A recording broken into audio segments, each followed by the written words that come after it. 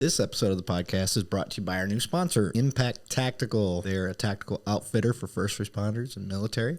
Me, guys, personally, I can vouch for them and their quality service. I've used them for the last 11 years of my career. Be sure to check them out at impacttactical.com. That's MPAK tactical.com, and be sure to tell them that Two Cops One Donut sent you. This episode of the podcast is brought to you by HRH Combat Arms. They can turn your vision into reality. They specialize in gunsmithing and Cerakoting.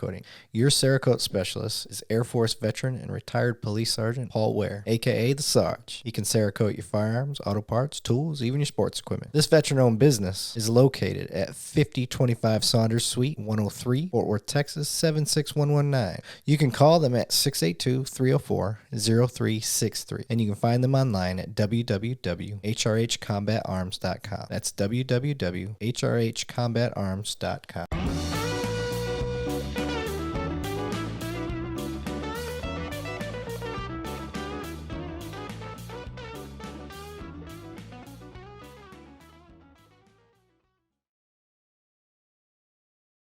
All right, welcome back to Cops One Donut. I am your host, Eric Levine, and I have the elusive Yeti with me today, guys.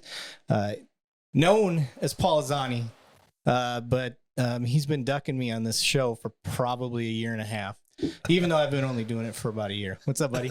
Good, how are you doing, buddy? Thank you very much for having me.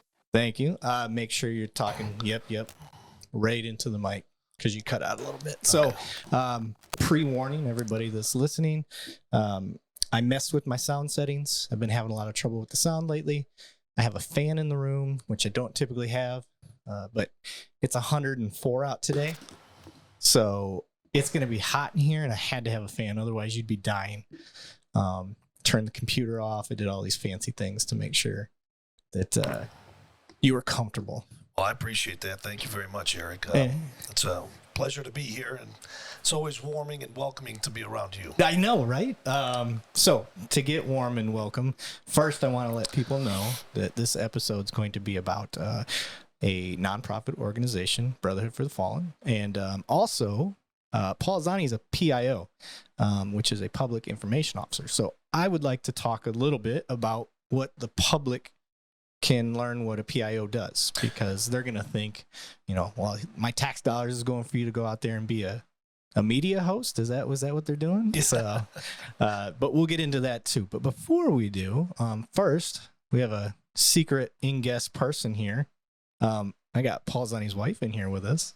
Yeah, my lovely wife, Arta. You can say hello. Hello, everyone. There we go. So we'll do that. Let's get some whiskey going first, though, brother. Yeah. Okay, so I just picked up a bottle yesterday, and I did the episode with Ethan Judd, a school resource officer. And I picked up this bottle called Tiger Thick. It is a bourbon and Japanese whiskey blend. Okay? Normally I wouldn't buy it, but it is the first batch. So it's about a $75 bottle. Do you know who Brendan Schaub is? No, I don't. Okay, so Brendan Schaub is an MMA fighter, former MMA fighter, and now comedian. He's been on Rogan quite a few times. He does stand-up stuff. Funny dude. But this is his whiskey, and Rogan has a very similar taste to me when it comes to bourbon, because I listen to his show so much. I know what bourbons he drinks quite regularly, and he had this on the show and said he liked the taste. So I was like, you know what? Let's try it. So that's what we're drinking today, sir. Absolutely. Let's give it a try. All right. You wanted to about the cube? Yeah, that's perfect right there. There you go. Thank you. Yes, sir. All right. Normally I pre-pour before the show, but we had so much stuff going on. Salud, sir.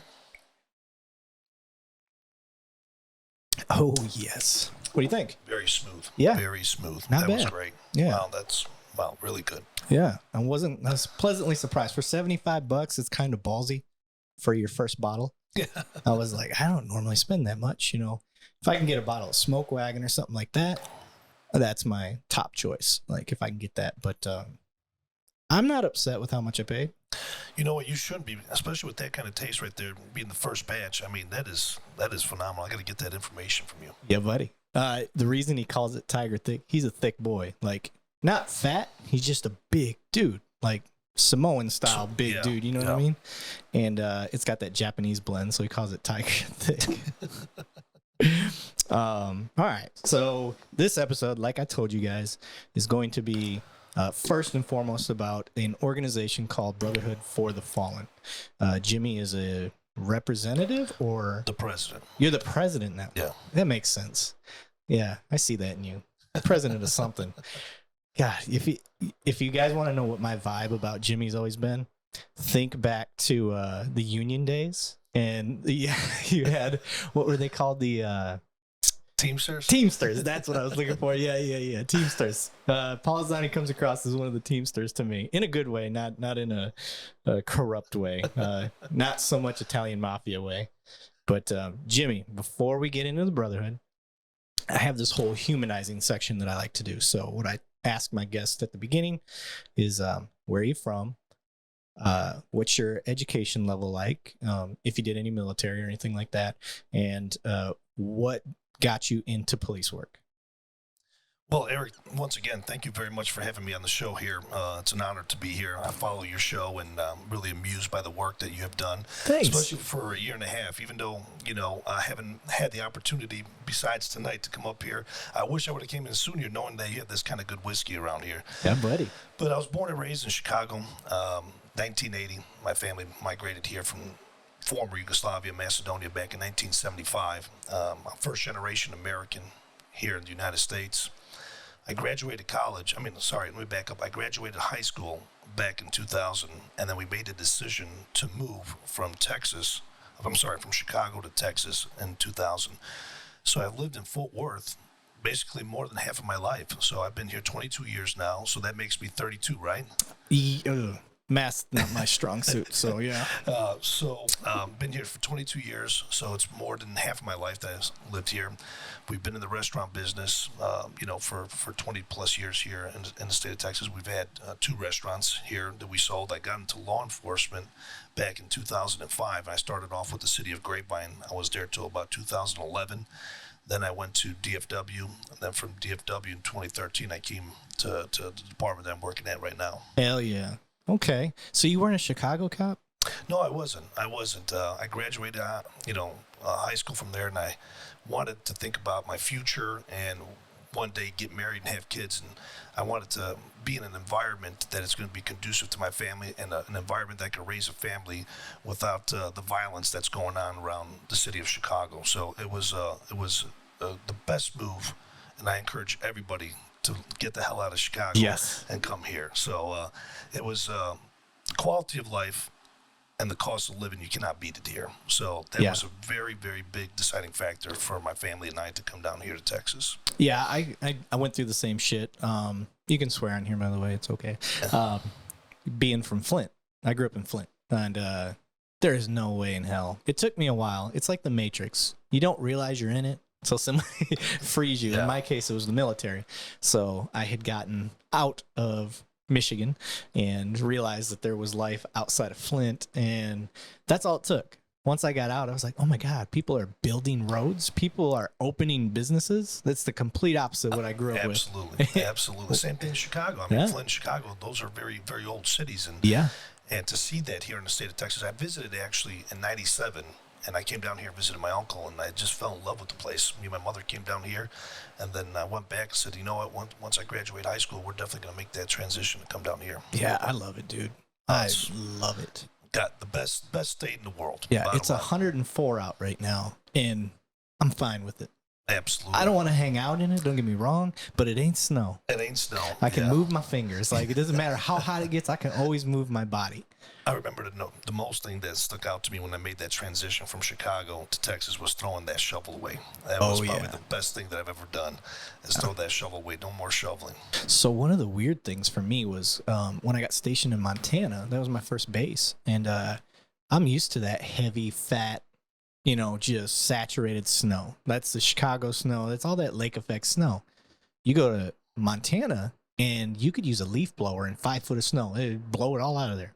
Crazy. Yeah. It didn't matter if you shoveled it. You were never hurting your back because it didn't matter how much you loaded up on that shovel. It was light as a feather. because it was all powdery. So learning the difference between that dry snow and the wet snow, like what we have. So yeah, I'm definitely glad to be away from the snow. But you came up here, or I still from Michigan. Everything's up whenever we would vacation. So you came down here, and you decided first. I did not realize. I know you have a restaurant. I know you got family restaurant stuff going on. But I didn't realize, I thought that was all new. Like, I didn't know that you've been in the restaurant business 20 years? 20 years, correct. We've had 2 Italian restaurants, one in Keller and one in Granbury, and a third one is in North Fort Worth off of North Tarrant and North Beach. Okay. So help me understand this, because I've noticed this since I've moved down to Texas. Why are all the pizza joints and stuff owned by Albanians and all non-Italians? Well, I can tell you what it is the Italians got a little bit smarter, and their second generation, third generation started getting education. You know, we're still a fresh ethnic group that migrated over here into America. We, in the 70s, late 60s and the 70s, as you know, growing up in a communist regime, education was not an option. It was only working in the fields or wherever you got to work. Hold on 1 second. Your mic's a little loose. Can you push it in the back there? Yeah, there you go. I had some trouble with it yesterday too. Okay, but so I say this: the Italians they became smarter. They got out of the restaurant business, and the Albanians took over the Italian restaurants. Okay, and hopefully another generation or another ethnic group comes in behind us, and we get to move on from the restaurant business and move in the footprints of the Italians. So, do you guys still have Italian restaurants in your family? My family does. Me personally, I don't. No, I've been to yours. Yeah. But my family, we have restaurants in the DFW. You know, we have over 564 restaurants that are owned by Albanians here, just in the DFW Metroplex. Now, I'm not knocking it because the pizza's amazing. Like, I go to, like, Mama's, for instance, and it's one of my favorite pizza places to go. In Michigan, I was lucky. I had the benefit of, I had Chicago style and New York style pizza always available, because we're sandwiched in between those two and being close to the Northeast.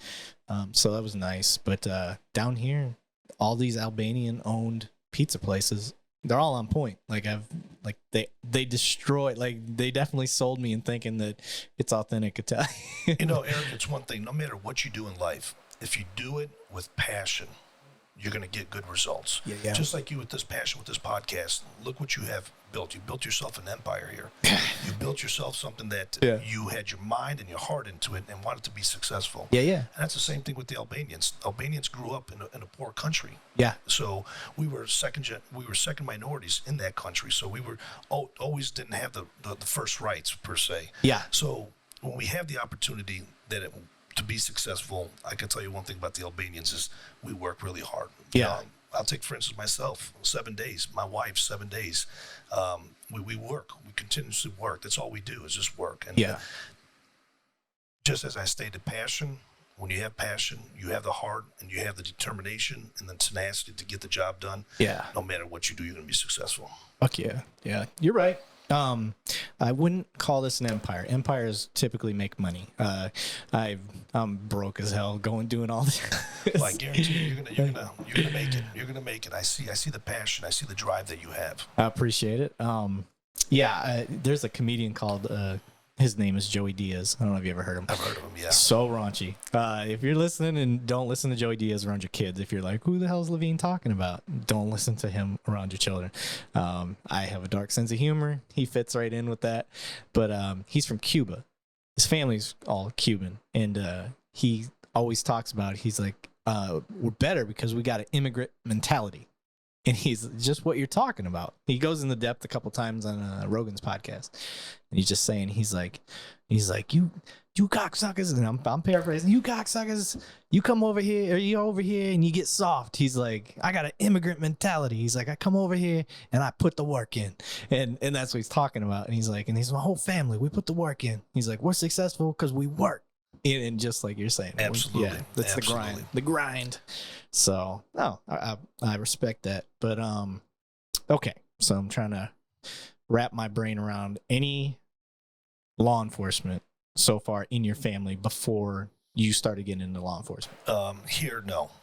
Back home, I got a cousin that's also a high-ranking official back in the home country of my parents. Okay. So he came on after I did, but out of my entire family, I'd be the first one. Okay. Did you ever go back home to the homeland? You know what?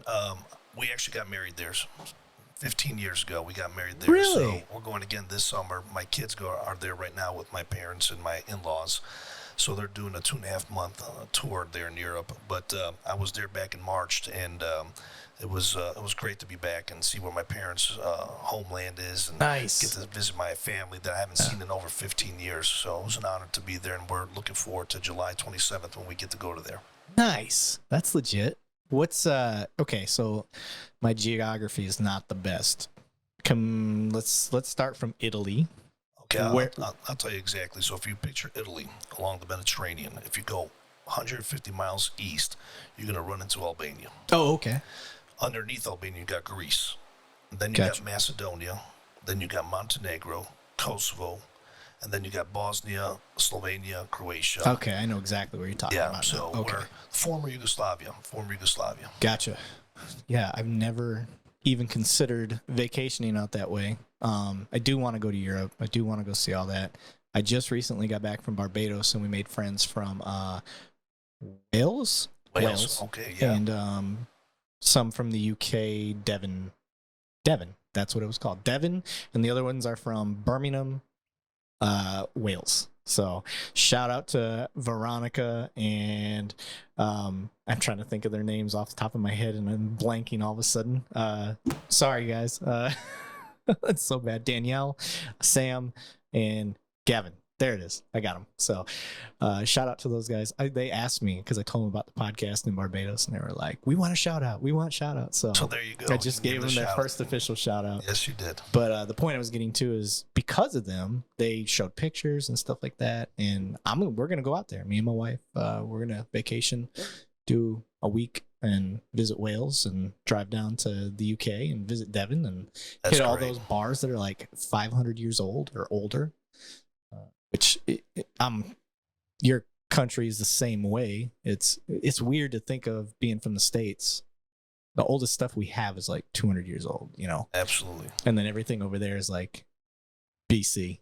Yeah. so you got a bar that's older than Jesus in some places, and it just blows my mind. So, all right, sir, let's get, we go down rabbit holes all the time. Don't feel like you can't get off topic. Let's just have a conversation. That's usually what I do. Sure. It's not formal. Obviously, we're sipping some whiskey. We can crush this bottle if you want to. You got your wife here to drive, so you're good to go. Yeah, we're good to go. That's how we just crash here. Hey, you could do it. So, let's get back on point. You get down here, you got your restaurants business going in your family, and you decide to get into law enforcement. What was the trigger? Did you go to college first? You graduated high school, you did all that? I went to high school, and then I got my associate's degree, and I got into the restaurant business. So 2005, I've always wanted to become a cop. That was my ultimate goal growing up. My first experience I've ever had with law enforcement was in Chicago. We were playing football at our elementary school, and I climbed the roof to go get the football, but lo and behold, there were sensors up there. But we just wanted to get the football to come play. Oh. So the cops came, they started talking to us, and they started basically educating us how dangerous it is for us to go into the roof, and criminal charges could be pending, you know what I mean, if the school wants to prosecute for criminal trespassing and so forth. So the officer took the time and opportunity to engage with us, Yeah. and leave that impression that Educate. Yeah. And that's what our job is we go out there, we educate the motorist that, you know, committed that traffic violation. We educate the kids out there between good and bad, and doing good gets you out of jail, doesn't get you in the circle of law enforcement. So that's what our job is, and that left a tremendous impression on me that I always wanted to become a cop and said, be like that guy right there that came out to the scene, took the time and opportunity to talk to us.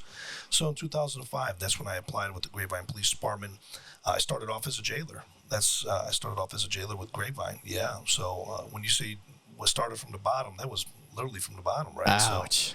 So, but it was a great experience. It's a great department. It's the people that I worked with there were just phenomenal. And then I went to DFW, and then now my current department that I'm at right now.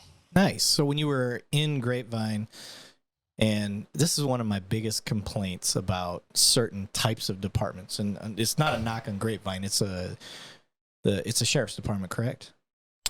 Where, Grapevine? Or whatever you worked for. Oh, so Grapevine PD themselves actually control a jail. Correct. Oh, okay. Correct. So to me, I would rather have somebody that's experienced patrol for a few years before they start working in a jail. And the reason being, when you're out with the public, you never know who a good guy or a bad guy is going to be. Correct. And you're learning your craft for talking to people. But when you start out in a jail, you're only talking to convicted people. Well, most of the time. So some are pre-trial stuff, but you're dealing with mostly the worst of the worst, and the way that you talk to them after so long can be very different than the way you're going to talk to Joe Blow citizen. And your level of trust is different and all of that stuff. And I'm generalizing big time. But I've always thought of that as backwards. Like, I think patrol shouldn't be something that you have to earn. Patrol should be something where you learn from, and then you can start branching out. Maybe you get out to patrol for a few years and you're like, you know what? I'd rather work in the jail. I don't want to be out on these streets. And you know exactly what you're getting. Vice versa, starting out in the jail, like, I feel like you just don't get the full experience. Yeah, I respect what you say on that, but I think the way I look at it is you build that relationship in the sense of getting to know these criminals. Obviously, these are individuals. Some were honest mistakes, and some that deserve to be where they're at. So you have that opportunity to have that dialogue with them and have an understanding of why they committed that crime or why they did what they did. And so for me, it was able to communicate with people that committed crimes. Yeah. Whereas patrol, you're dealing with people that committed crimes, but you're also dealing with people that are good people that need help. They got their TV stolen, their car stolen, their purse stolen out of the vehicle, their weapon taken from the vehicle. So you're dealing with people that are in a midlife crisis. So you get the both aspect on patrol versus one aspect inside the jail. But the jail gives you that opportunity to have that effective communication. Yeah. It's one of those things. I see it both ways. I'm not stuck one way or the other. I would like to see. I've never heard of any department doing it the other way. I'd like to see how that worked.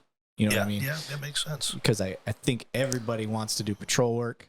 I don't think everybody wants to do prison work or jail work when they're signed up to be a cop. Sure. So it just depends, I guess. But let's get back on track, sir. So you do your time. You're a jailer. Did you hit patrol work? How far did you make it in Grapevine as far as your work? I just stayed there and got my associates out of there.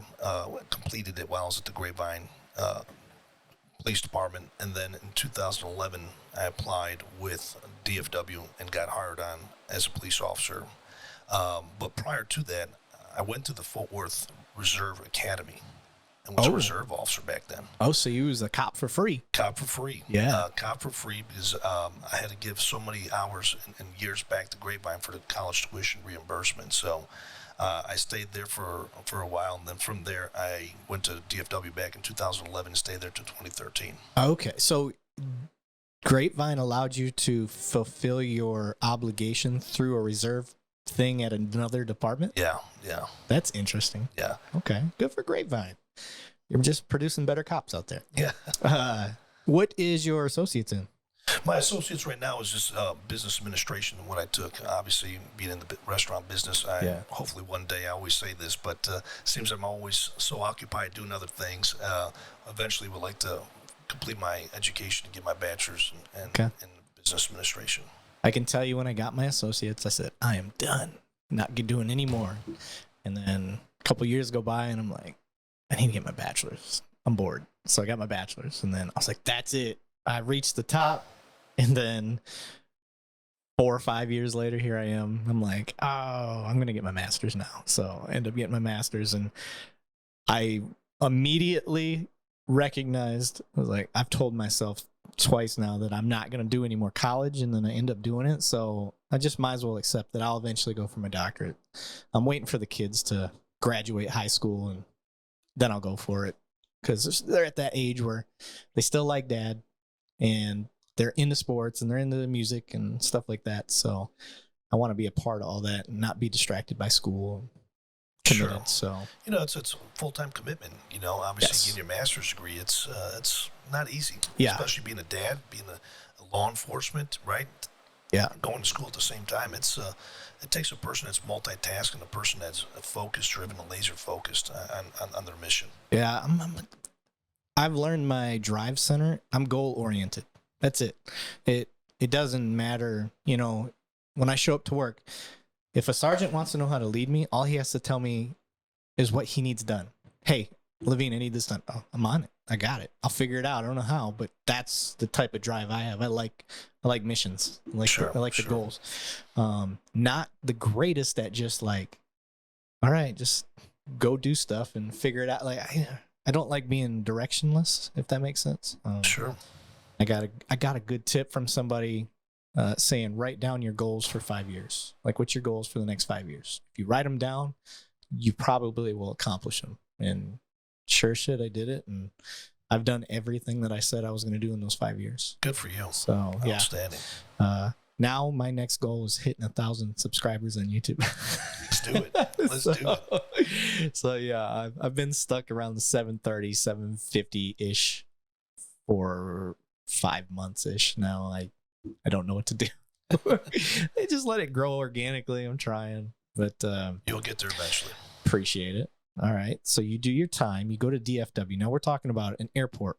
Yeah, police. Correct. And that is probably one of the most underestimated police jobs out there, in my opinion, because you guys, it's an international airport. It's huge.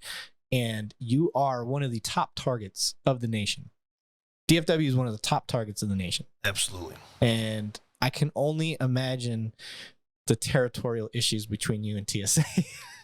Yeah, that was a beating, especially with TSA. Obviously anything beyond the checkpoint, obviously is TSA's responsibility, but they don't know the overall security of the entire airport, regardless if you're on the secure side or the non-secure side. It still lies on the DFW DPS. TSA doesn't have arrest authorities, just like the police officers do, right? So it was a work in progress for me. It was, at least, and then I could see the issues there between the federal government and the local government. So it was interesting. Well, I won't dog on any TSA people without having somebody able to rebut whatever we talk about. So eventually, that's a good idea. I'll get a TSA person in here and be like, bro, why are you always searching my butt? Like, get out of here. Just kidding. Yeah. So you do that. Now, what type of positions did you do while you were in DFW? Well, I worked obviously in patrol capacity, and I've also did basically plainclothes details where we were doing screening people coming off planes, trying to talking to people from various cities coming into DFW. And believe it or not, I actually ended up stopping a guy that was on the FBI's list for terrorists. So you got a terrorist under your belt? The statistics to catch a terrorist that's on the watch list is at a 0.006%. Holy shit. To actually stop one, and I stopped that one individual. Dude, yeah, that is crazy. Yeah. Oh, I don't have that on my bucket list yet. Yeah. So I think I was with that sergeant that was out there in that detail. He was there for 27, 28 years, and he says, man, I never had that. And he worked in this capacity for over 15 years. So he was pretty impressed. Dang, so you have done some real police work in your career. Dang. I'm going to pour me a little bit more, sir. Stuff's too good. Old Maddie McMeans, we did an episode and we crushed almost an entire bottle of TX that was like the bottled in bond. I mean, we did almost a 4-hour podcast, and we had a good time. Was it hard for the followers to listen to you guys towards the end with all the Actually, going on? But believe it or not, we held our shit together very well. I could see Matt was starting to really focus on his words towards the end. And I was like, well, maybe we should end it. And then we still sat and hung out, wifey came and picked him up. So it was a good time. But yeah, some people, they don't want nothing. They don't trust themselves. They're like, no, I don't know what I'm saying. I'm like, it's all pre-recorded. Who cares? I'll edit it if it's bad. So Sure. It's not terrible. But Dude, that's legit though. I want to get back to this terrorist thing. That's pretty cool. Any idea what he had done? Actually, I don't know, because once we were doing the investigation, and basically what the clue that I got was that he was one of those briefcases that had the combination locks that pop open with a handle. He had that underneath his arm. It's a weird way And to hold walking it. down the jet bridge, he wasn't walking with the normal flow. When I say normal flow, down the middle of the jet bridge, he was hugging the one side, and he kept looking ahead to see who was ahead. But I noticed he was traveling by himself, and I didn't see anybody of his descent come out of the airplane that he's probably looking for his son or his daughter or his wife or whoever. Yeah. That was not the case. That's when I went up there and interjected and said, "Hey, DFW DPS, would you mind giving me some of your time?" And he says, "Sure." And one thing after another, and that's when we went into the briefcase, and that's when we noticed that he was making some transactions of UPS money going back and forth. So we started taking pictures of that and started sending off to the FBI Joint Terrorism Task Force that we have assigned to the DFW. And within minutes, he says, "Stand by, we're coming." So, Shit. Yeah, so they came, they picked him up, and I'll be quite honest with you, I don't even know what happened. Oh, they just bagged him and black vanned him. He got out of there. He got out of there quick. They came up there, they scooped him, he was gone. Hell yeah. Nice. Well, Yeah. good work, bro. Okay. So you do DFW, you do your time there. You said how many years? I only did 2 years there. 2 years there. Yeah, because my ultimate goal was a city that I'm currently working for right now. That was my ultimate goal. Yeah, that's a good goal. I wanted a city that that the community, not with all respects to Grapevine and DFW, but let's just be honest, the city that we work for, the constituents and the people in the community love us. Yeah. And especially this time and day and age, it's hard for the communities to rally behind the law enforcement, especially with all this rhetoric of defunding the police that's going across the United States. And both of us can honestly say that we're blessed, we're honored, and we're privileged to actually serve in the capacity that we do for the greater good. Yeah, I was talking to Ethan yesterday, and we were talking about we get top-notch training, we get top-notch support, we get equipment, vehicles, training facility, the largest training facility in the world. In the world. And with the driving pad, with the fire tower, with the aquatic center. I mean, just with the skill pad. I mean, think about the indoor range. We got a 100-yard indoor range, right? We got a 50-yard. That's just one of them. That's just one of them out of the four, right? Yeah. And then you got a mock village. Think about how important that is right now, especially with what's going on around the country with school shootings. We actually are honored to actually have that in our facility, that we have a mock school. So right now we just did something with the local church where we're training these people on active shooter, what they need to do and how they need to react and all that. So we're not just training law enforcement officers or our own, we're actually reaching out in the community and educating the community on the proper steps and precaution you need to take when you encounter a certain situation. Yep. And that was one of the things that I was talking about with Ethan is I'm like, this when people talk about the us versus them and all of this stuff, I said, you want to know how you stop any of the us versus them, the defund the police, all that stuff? You get a city that supports their police. And what that will immediately do is I'm not going to let Pollozani go out and do some dumb shit that's going to make me and the rest of my department look bad, because I'm not going to let you spoil it for me. I have it great. I have an awesome department. I have great funding. And I'm not associated at all. This podcast is not associated with my department. Yes, I could be fired for saying something stupid on here, but I'm being honest. I'm being truthful. Like, I want people to understand that when you support your officers, you're going to get a better product. I mean, just hands down, you're going to get a better product because they don't want to lose that, especially in the environment that we have right now for police. If I look at Chicago PD, I look at all these departments that are always in the media because of, whether it's myth, it's fact, whatever it is, like they're constantly being beaten down when it comes to the media. I don't want to go to a department like that. And I don't want to butt heads with citizens. Where I was a cop up in Saginaw, Michigan, and not exactly the most police supported place. Michigan in general isn't the most police supported place. And with that coming down here, it was night and day. I'm like, oh my God, I get in a fight on the side of the road, even what looks like it could get out of hand. I got 4 cowboy bubbas pulling up in their pickup trucks that were itching their whole life to just help me out. Yeah. And you know, they're not standing there with their cell phones out. They're helping. And that I had a 64-year-old woman try to help me. You know, I was good, but it's just that Southern hospitality. I don't know what else to call it. So, and you know, one thing, Eric, is during that whole defunding police rhetoric that was spreading across the United States, we brought to a ballot to increase our CCPD. When I say increase, from 5-year voting cycle to a 10-year voting cycle. And it was going on during this whole protests and civil unrest that were going across the United States. Our community, the silent, came out and said, no, we're going to fund our police $1 billion for the next 10 years. Yeah. Because we believe in our community and we believe in our law enforcement officers, and we're not going to defund here. Yeah. And when they do that, we are so much more prone to holding our own accountable. Sure. And I'm not saying that, well, money should, there's no one way to say what makes a police department, you know, cover up for themselves, because if we're going to be honest, like, that's happened in the past in police departments. I'm not saying ours, but in police departments in general, there's been corruption. There's been all sorts of stuff that has caused the distrust. So I think, one, it's important that us as police officers, we acknowledge that we're not perfect. We've definitely fucked up. But 2, we're constantly at places like ours, we're constantly improving. We're constantly trying to do better.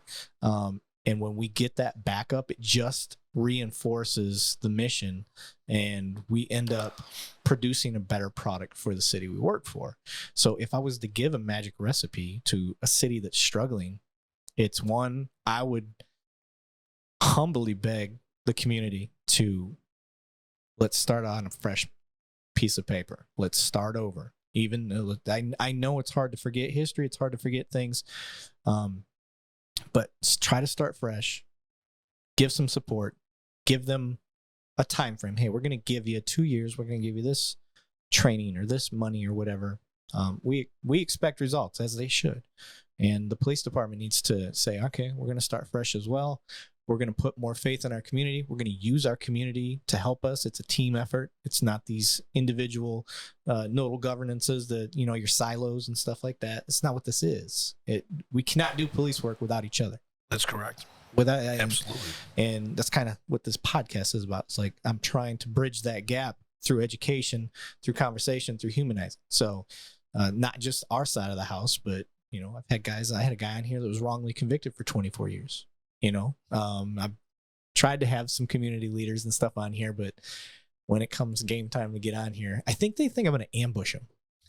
And that's not the case. I want the people that don't like cops. That's who I want to interview. I want to know why. I want other cops to understand why. That one of the kicks that I've been on and talking about this show is, as much as I thought I'd be educating the public, I've been educating officers much more. Much more, yeah. And they've been reaching out to me so much, like, oh my God, dude, I didn't know that's what a SWAT officer did. You know, people from our own department, they've never sat down and talked to a SWAT guy. I had Gino on, and Gino's going through all this stuff. And, you know, I had a prosecutor on here, Betsy Price on here, you know, talking from the mayor's perspective and what her role is within law enforcement, you know, when she was the mayor and stuff like that. So officers have reached out and they're like, oh, dude, like, I didn't know that. I didn't know this. I didn't know that. I didn't know a school resource officer did this, you know. So I plan on educating the public, but it seems like I'm educating our own boys more. But, you know, I think it's a multifaceted mission that you have, right? Yeah. Educating, obviously, now law enforcement said, I never do that, right? Right. Then you got the community having a better understanding on our function and role as law enforcement. Yeah. So I commend you for that. Yeah. Absolutely. Unfiltered, unpropagandized. Sure. You know, like if I see a hole in something that, or a devil's advocate side, I'm going to play it because I want to. I'm trying to think of, if I wasn't a cop, how would I address this, or stuff I've seen in the media, or concerns I've had with friends that aren't cops. Like, I try to play that role for them because they can't sit here and ask the questions. But you and I are going to talk for the next, you know, we've been on 40 minutes.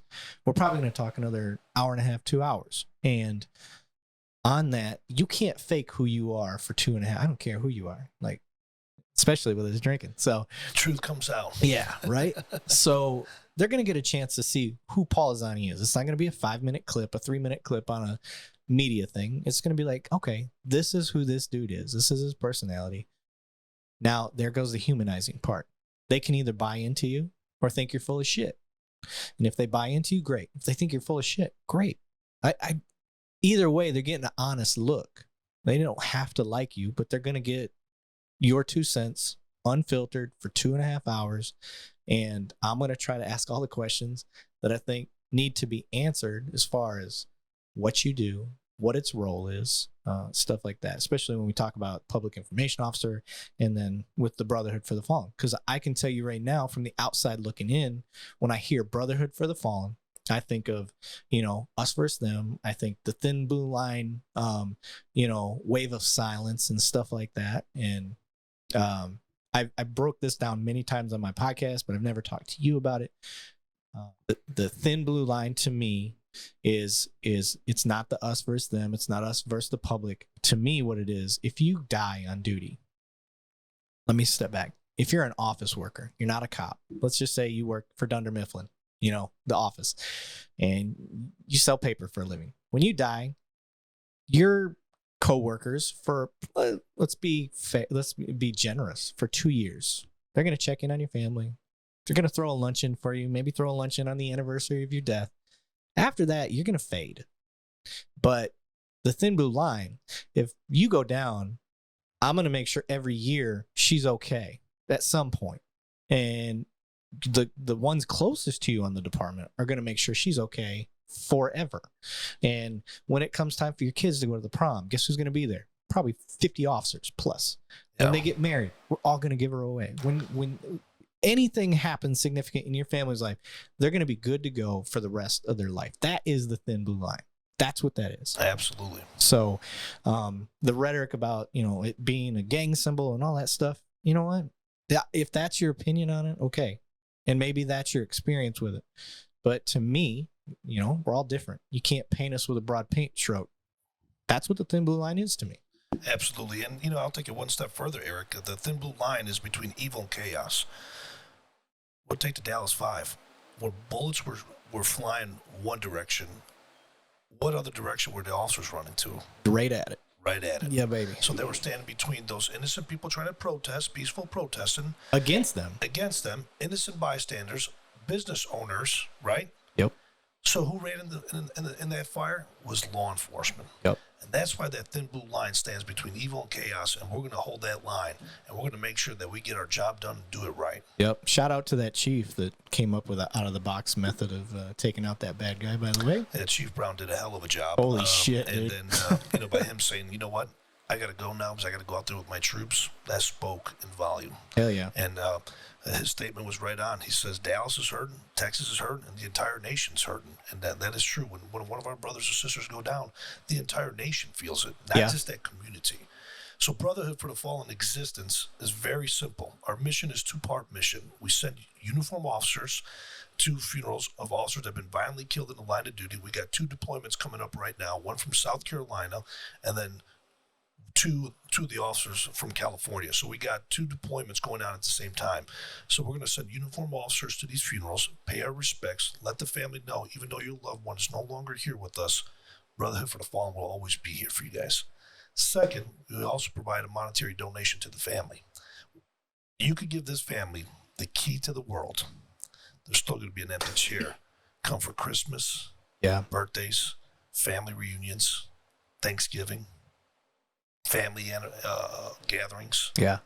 Always going to be an empty chair. So the whole mission for us is to let the families know that we're going to stand shoulder to shoulder with our rest of brothers and sisters from across the nation and salute their service. And that's the pride that we take as an organization, as Brotherhood for the Fallen, that we get to stand there and salute that coffin and let that family know we're from Fort Worth, Texas. It doesn't matter where this incident occurred. We are going to go and show that respect and show solidarity. Yeah, dude. I recently joined. I was a part of a different organization for a while. I had the automatic withdrawals going to the Texas Memorial Police Officer. Great organization. Yeah. Great organization. So I did that, but I'm an avid bike rider, so I was riding my bike all the time, and I would do the annual ride. Yeah, that's right. The Texas police officers ride. Yeah, it was a beat down. That's 150 miles. That's rough over 2 days. And the part that's rough about, okay, you're like 150 miles. That doesn't sound too bad. It isn't if you do 150 miles straight. I know that sounds weird, but when you break it up and you ride at average speed, you don't get to ride at your full potential.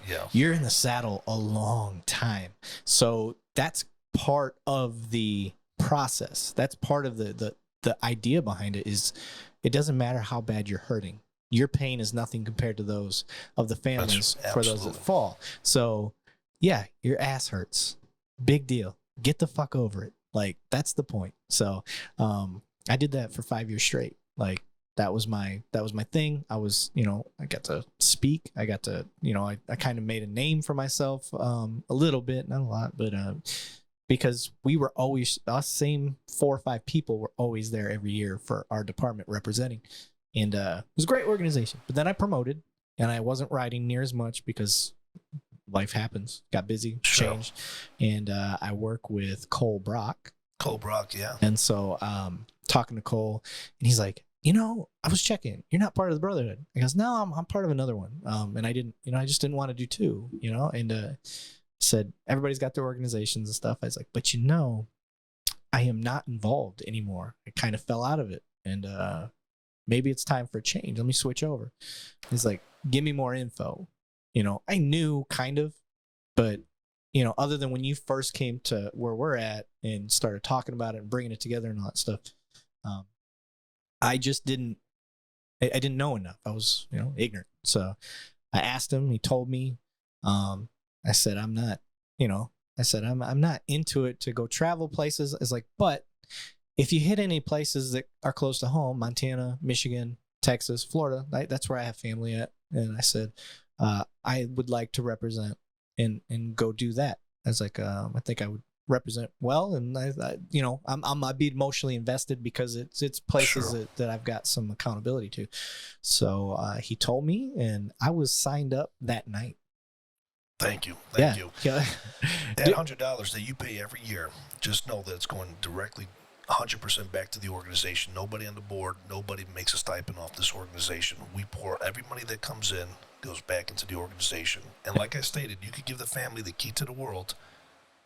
The loved one's not coming back. But like you said, we have officials going in front of that podium saying your son or your daughter will never be forgotten. So that word, never be forgotten, we try to live by that with Brotherhood. And, we've been very fortunate to have the support from the community. And you see on my shirt here, we got Hillwood Airways. And Hillwood Airways is a Ross Perot company. One of the biggest sponsors that we have. And we get to send officers to D.C. like this year. We coordinated to send a Mesquite officer to Houston, the trooper that got shot in Grossback, Chad Walker. And then we also got to send, who else did we get to send? You know what? It was just those 2 agencies that lost an officer back in 2021. So their names are going to go on the wall in memorial down in Washington, D.C. in May. Okay.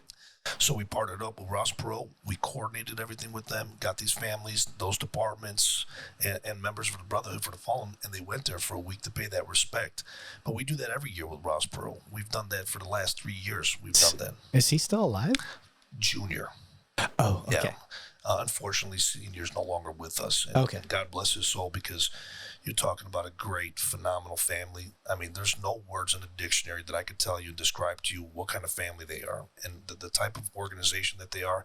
I'll give you a prime example. We partnered up with them, and we brought 75 survivors from NYPD and FDNY with their families. 30, 35 plus another one. So it was plus one. So we've got to bring them down here to Fort Worth, Texas, 1,530 miles away. We flew to New York, picked them up, and brought them here and showed them the Texas hospitality.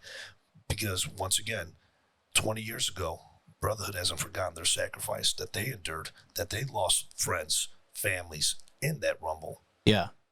So we partnered up with them, and we brought them down here. And the ironic thing about this not too many people know, the Perot Company, this Hillwood Airway, went to Afghanistan and rescued Americans that were there when we withdrew from Afghanistan. Are you Our serious? airplane landed first, and then those other 2 airplanes landed behind us. So how symbolic.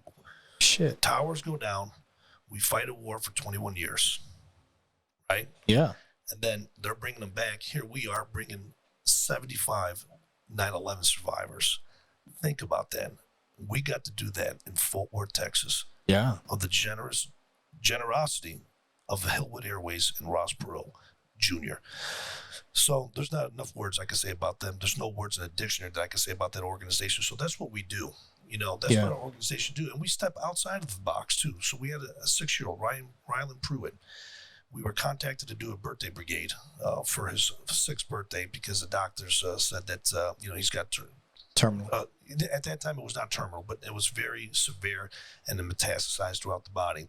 But they were waiting on final scans. So long story, let's fast forward it. So now Rylan gets to go back to St. Jude's to do a follow-up to see if the cancer has grown, if it's shrunk from the treatment. Well, they got the parents' worst nightmare. They said Rylan's only got 3 months to live. So I got the information. That day we had promotions, so I spoke to the chief, and he gave me the bad news about Rylan, and I said, we got to do something. And he looked at me and says, yes, we do. So I went home that day. It was a Thursday. It was 3:30. I contacted Ched. I said, Ched, I need a favor. He goes, what's the favor? And he says, and I said, we need to bring our honorary officer back home. So we swore him in as an honorary officer to make him an honorary Fort Worth PD officer. I said, we need to bring our brother back home. He says, well, what's going on? So I gave him the whole rundown. He says, let me call you back. I hung up. 30 seconds later, he says, all right, done deal. We got the Gulf Stream. We're going to leave tomorrow, 10 o'clock. We'll be there 11. Let the family know. We'll coordinate with Tennessee officials at the airport there. So we went there, picked up Rylan, flew him back to Fort Worth, and it was just phenomenal. The sea of blue lights and officers lined up, and Spider-Man being out there, his favorite cartoon character. I mean, Nice. it was just an honor. So not just law enforcement, but we also are compassionate and empathetic with our community as well. You got a 6-year-old, honorary officer. We went above and beyond to help as much as we can because we felt obligated. We have to, give some guidance to this family, be with this family during this difficult time. And we stayed along with the family all the way along. And, we're still in communications with the family, but it's, I say all this, we just don't do law enforcement, but we do members of our community as well. Very nice. Dude, that's legit.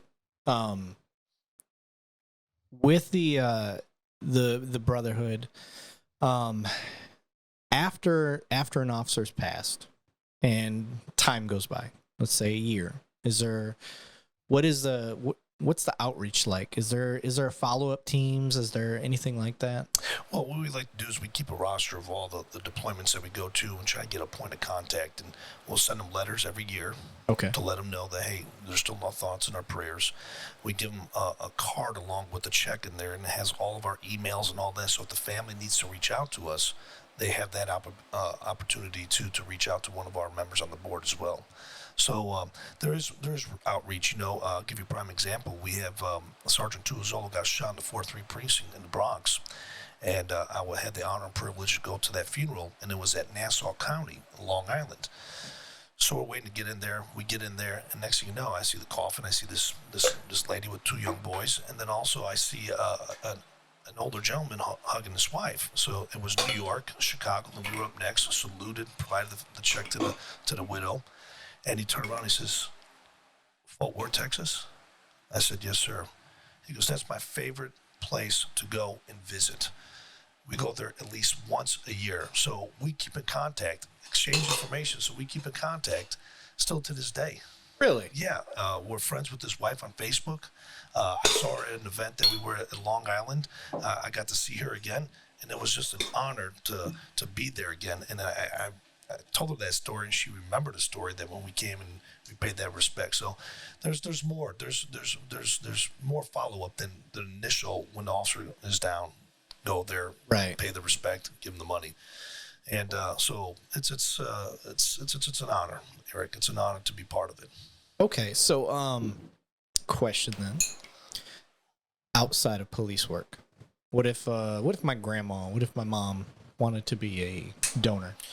They wanted to set up like how we do. We get it taken out of our paycheck, and it's a tax-free deduction. Is that something that anybody can do, or? Absolutely. On our webpage at brotherhoodfwtx.org, you could go on there, and there's a tab on there for donate. Anybody could go there and be a donor, basically, to donate, and it could be a reoccurring payment. You enter your credit card in a secure website platform. And we also have a general member and non-general member. So basically, associate member. A general member is officers that are full-time active officers, and then you got the non-general, basically the associate member, and those could be members of the community, and that's $50 a month. And then anytime we have an events, because our events we sell out quick. We got one coming up October 7th at Live by Lowe's in Arlington. We're gonna have our gala, and we partnered up with Fire.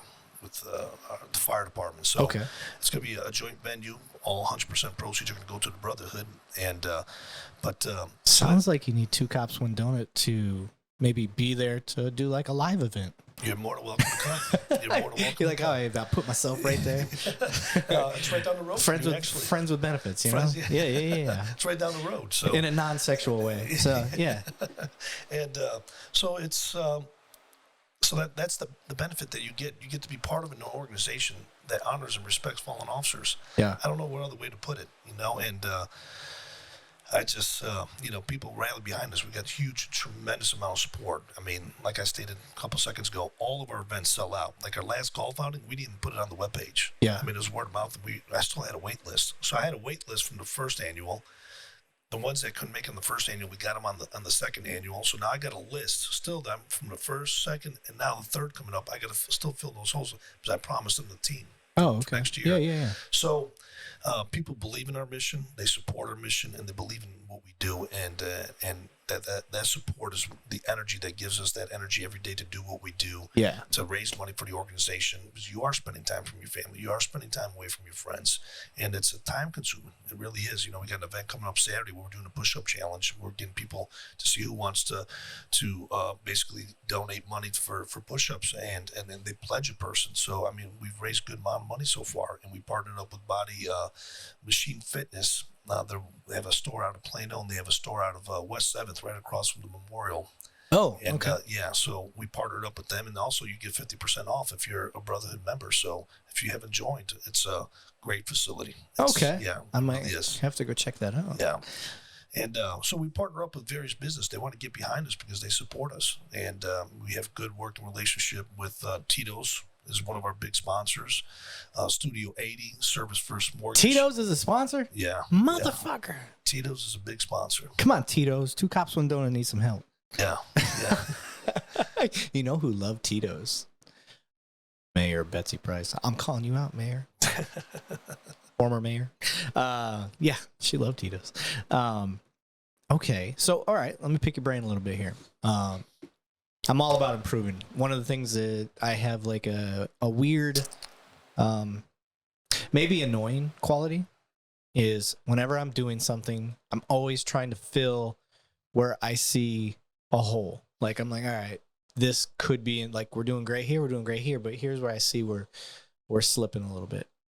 And I'm not saying we're slipping, and I'm not saying the Brotherhood is, and this isn't your responsibility even as the Brotherhood, but what would your idea, what do you think about this? We're trying to take care of the family that lost an officer. That's great.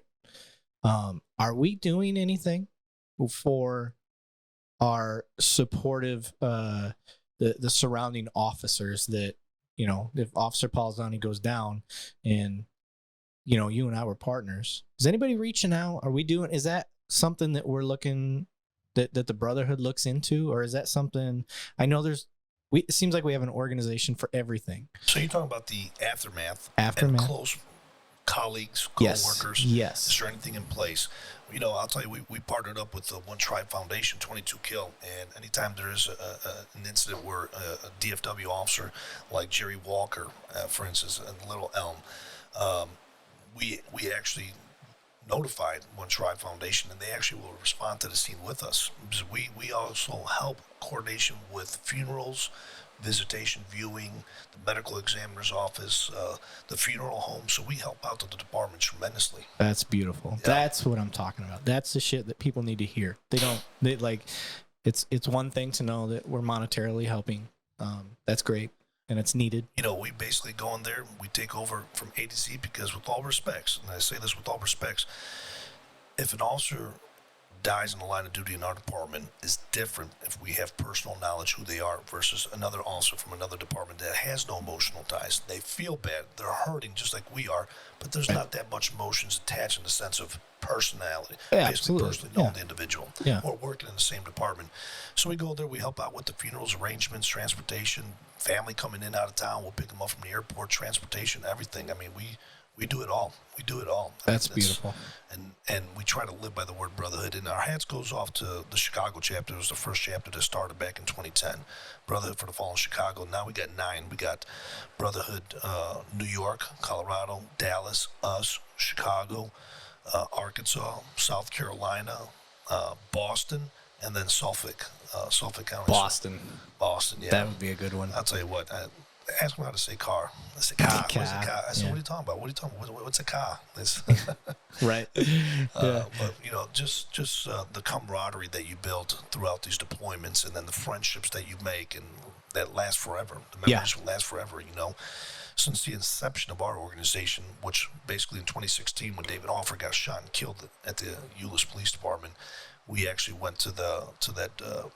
Basically celebration of life, me and one of my vice presidents, E.K. Aline. So we went to the celebration of life there at the Grapevine Convention Visitor Bureau, and we saw 3 officers, one from New York, one from Chicago, one from Aurora. And I said, what brings you guys down here? I knew that David Offer worked for New York, but he says, no, we're down here for Brotherhood for the Fallen. So I said, what's that organization about? He says, we send uniformed officers to funerals across the United States that have been violently killed in line of duty. We also provide a monetary donation and emotional support for the department and the community that's mourning the loss of their officer. Yeah. So I started checking into it and trying to get some research and all that, and then all of a sudden, bam, July we get hit. We, as an organization, we were not even established yet. Yeah. The ball was rolling. We're in motion. And then we hosted 120 officers from Chicago, Aurora, Colorado, and New York combined. There's 5 visitations, 5 viewings, and 5 funerals. So we were constantly, for that 1 week, just paying them respect and trying to be good stewardess and good ambassadors to our department and our city by taking these other departments to these viewings and the funerals and all that so they could pay their respects with us. And then August, we had our first event at Raw Brewery. That was our first event where we had over 1,000 people. Oh, shit. 1,000 people showed up for our first event. Damn. Yeah. That's awesome. All of our events are, just huge events because, once again, people believe in our mission. They see what we do. We do great work, not just law enforcement, but we do stuff in the community. That's what people want to see. They want to see the genuine side of a human being doing things that everybody should be doing, regardless of what your emotions are about the situation. You like cops, you don't like cops, but you're doing the right thing. Yeah. That's what we're doing. We're doing the right thing. And that gets into we won't transition into PIO yet, but it's one of my issues with police work. It's one of the reasons why I started this podcast is I find a propaganda almost like face when it comes to police and doing stuff in the community. And I don't mean that as a bash. What I'm saying is it's great that the Brotherhood, because it's not something you guys do to say, oh, look at us. Absolutely not. And the reason I know that is because I didn't realize you guys even had anything to do with community work. I was going to get to that question, and you already answered it for me. So for me, that is how it's supposed to be. Organic, natural, because it's what you want to do, not because you're trying to look good. And I get so tired of oh, look. Here we are petting a puppy. Don't let this puppy die. He's at the shelter. Come get him. Like, okay. And it's not that's bad, but we're not winning over the people we need to win over in those instances. Or look, here's an officer playing basketball and you got 3 fucking angles, perfect camera angles of a white officer playing basketball with a minority kid in the street. It's not natural. It's not organic. Like, you want organic, let me see some neighbor that happened to film it and then send it into the police department and they share it. That's great. That's natural. That's what I like to see. I get so frustrated with police across the nation when I see what I consider propaganda. And you can see right through it. You're a people person. And that's one of the reasons I'm drawn to you, and I've always liked you, as much as I bust your balls. And the reason I bust your balls is because I like you. So you're genuine, and I can tell everything that comes across is genuine. Like that, you either have it or you don't. And when I see police departments putting out some of the stuff that they put out, and I'm just like, come on, guys. Like, there's a particular department that puts out Star Wars stuff. I fucking love it. I love it. Obviously, I love it. And one of the reasons I like it is because it's an outside the box way of coming across and relating to people in a iconic fucking show. And I'm biased. I get it. I know I'm biased, but it's natural. It's not forced. It's outside the box thinking. It's a way to try to connect and show that, because obviously I'm an officer. I'm a fucking nerd. I mean, I'll own it. I'm a nerd. And holy shit, had I not been a cop, I may have considered becoming a cop just based off of that type of thing. That's what I want to see. That's what this podcast is about. Outside the box, not forced, not unnatural, not propaganda. Organic. Absolutely. So with you guys reaching out to the community like that and not throwing it down people's throats like, oh, look what we did. And just letting it happen and letting people share it organically, like that's how it's supposed to be done. So on to add on that, like how are you guys focusing on the community in general? Like tell me what you guys are doing to make the community be just as much a part of the Brotherhood so they don't feel excluded. Well, anytime we have an event, so we got a big email distribution list from people signing up to get their monthly newsletters and stuff. So we send out emails blast to members of our community. And also we ask other businesses to share our events that's coming up. So you're working with other businesses. That's key. Absolutely, that's key, and that's very important. Establishing relationship is the most important thing for any successful business. And for us to go out there in the community and think outside the box and partner up with businesses, because think about it, you got 20,000, she has 20,000 followers, the other company has 20. You're talking 60,000 followers that your event is going to reach. Right. So that reaches automatic 60,000 people. Right. So we partner up with businesses throughout, Service First Mortgage. Think how many people they've sold homes to. Right. Think about when they tell the people that are potential buyers or potential sellers, saying, yeah, we partner up with an organization, Brotherhood For the Fallen, that honors fallen officers. Right now, we're going to partner up with them and a broker company that for every transaction, a portion is going to come to our organization. I mean, so that's the type of business mindset that we have, to raise money, to give the maximum amount back to the families. That's our whole mission. I want to give this family $100,000 every deployment. Yeah. I mean, that's 100,000 less worries that mother has to worry about. How do you guys determine how much to give to a family? We have a standard across, depending on, obviously, with COVID, what happened, we scaled down. Now we're back. So we're right at $2,000 for every deployment. And so you think about that, that's nine chapters. And there's no set amount that. So each chapter, it's not just Denver, Colorado. If Denver, Colorado's chapter goes out, there's 2,000. If Dallas chapter goes out, there's 2,000. Is that how that works? Every chapter gives a monetary donation. That's part so it's not all. Oh, no shit. Yeah. Oh, so when you said 5 chapters came out, so now we're talking 10 grand. 10 grand. Holy shit. Okay. So you're talking another 4, right? So, I mean, think about that. Yeah. So, like I said, you could give the family the key to the world. Their loved one's still not coming back. But that's one less words they have to worry about. Yeah. Right? So, monetary donation, obviously, they're going to be taken care of from the department, from, state and federal benefits. We get that. But we just want to do our share and do our part and give back as well. Okay. I'm tracking now. Okay. Dude, that makes it even better. Yeah. Yeah. Okay. So the more chapters you get, the more money the family gets. Okay. Absolutely. So, challenge being thrown out there. If you guys don't have a Brotherhood for the Fallen chapter, hit me up, email me. I'll get it to this guy, and he'll get you all the information you need. So, by the way, I am connected not just nationwide. I have people in Germany, France, Italy. I got reach. I got not much, but I could at least maybe I could get something started for you. Absolutely, and we welcome anybody, not just here locally, but internationally. We welcome anybody to join our mission and support us. Yeah, I have a couple guys in France that message me regularly. They follow the show, and it's that in that self that's so humbling. Like, just to know that I got some guys out in France that speak English and they like the show. There's not many of them, but they're out there. So if they hear this, they know I'm talking about them. And but yeah, dude, that would be sweet to get. So the more chapters we get, the better. What is involved in getting a chapter started for any of the, because mostly first responders listen to this podcast anyway. Not my target audience necessarily, but that's just what we got. So out of the 12,000 followers that we have, how, if they're interested to getting a chapter started, what do they got to get? What do they got to do? Well, the first most important one is to get the cooperation and understanding from your administration. That's number one. Secondly, obviously, you're going to use a badge. So that's a federal trademark, right? So you got to get the approval from the city itself. So once you establish the approval from the administration and the approval from city officials, that's when you start working on your paperwork, your 501c3 status with the IRS, then with the Secretary of State.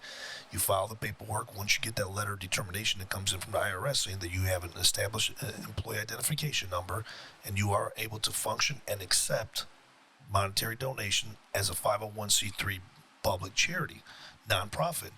So once you get all that, then it's time to rock and roll. It's time to make money, and let's pay the respects to these families. Okay, so with that said, if somebody needed templates or something to look through, just have them call me. That's not a problem. Okay, we will help out. Okay, very cool. All right, brother. Is there anything from the Brotherhood? We're an hour and 10 in right now, so there's no rush. But is there anything that we're missing or questions that I haven't asked that you're thinking of that is important to bring up? You know, Eric, I think we covered all four corners here in reference to this organization. I mean, we could sit here and talk for another 11 hours about an organization that honors fallen officers. Yeah. So we could sit here all night and talk about it, but the most important thing is that even though these loved ones are hurting because they've lost a loved one, we're here to support them.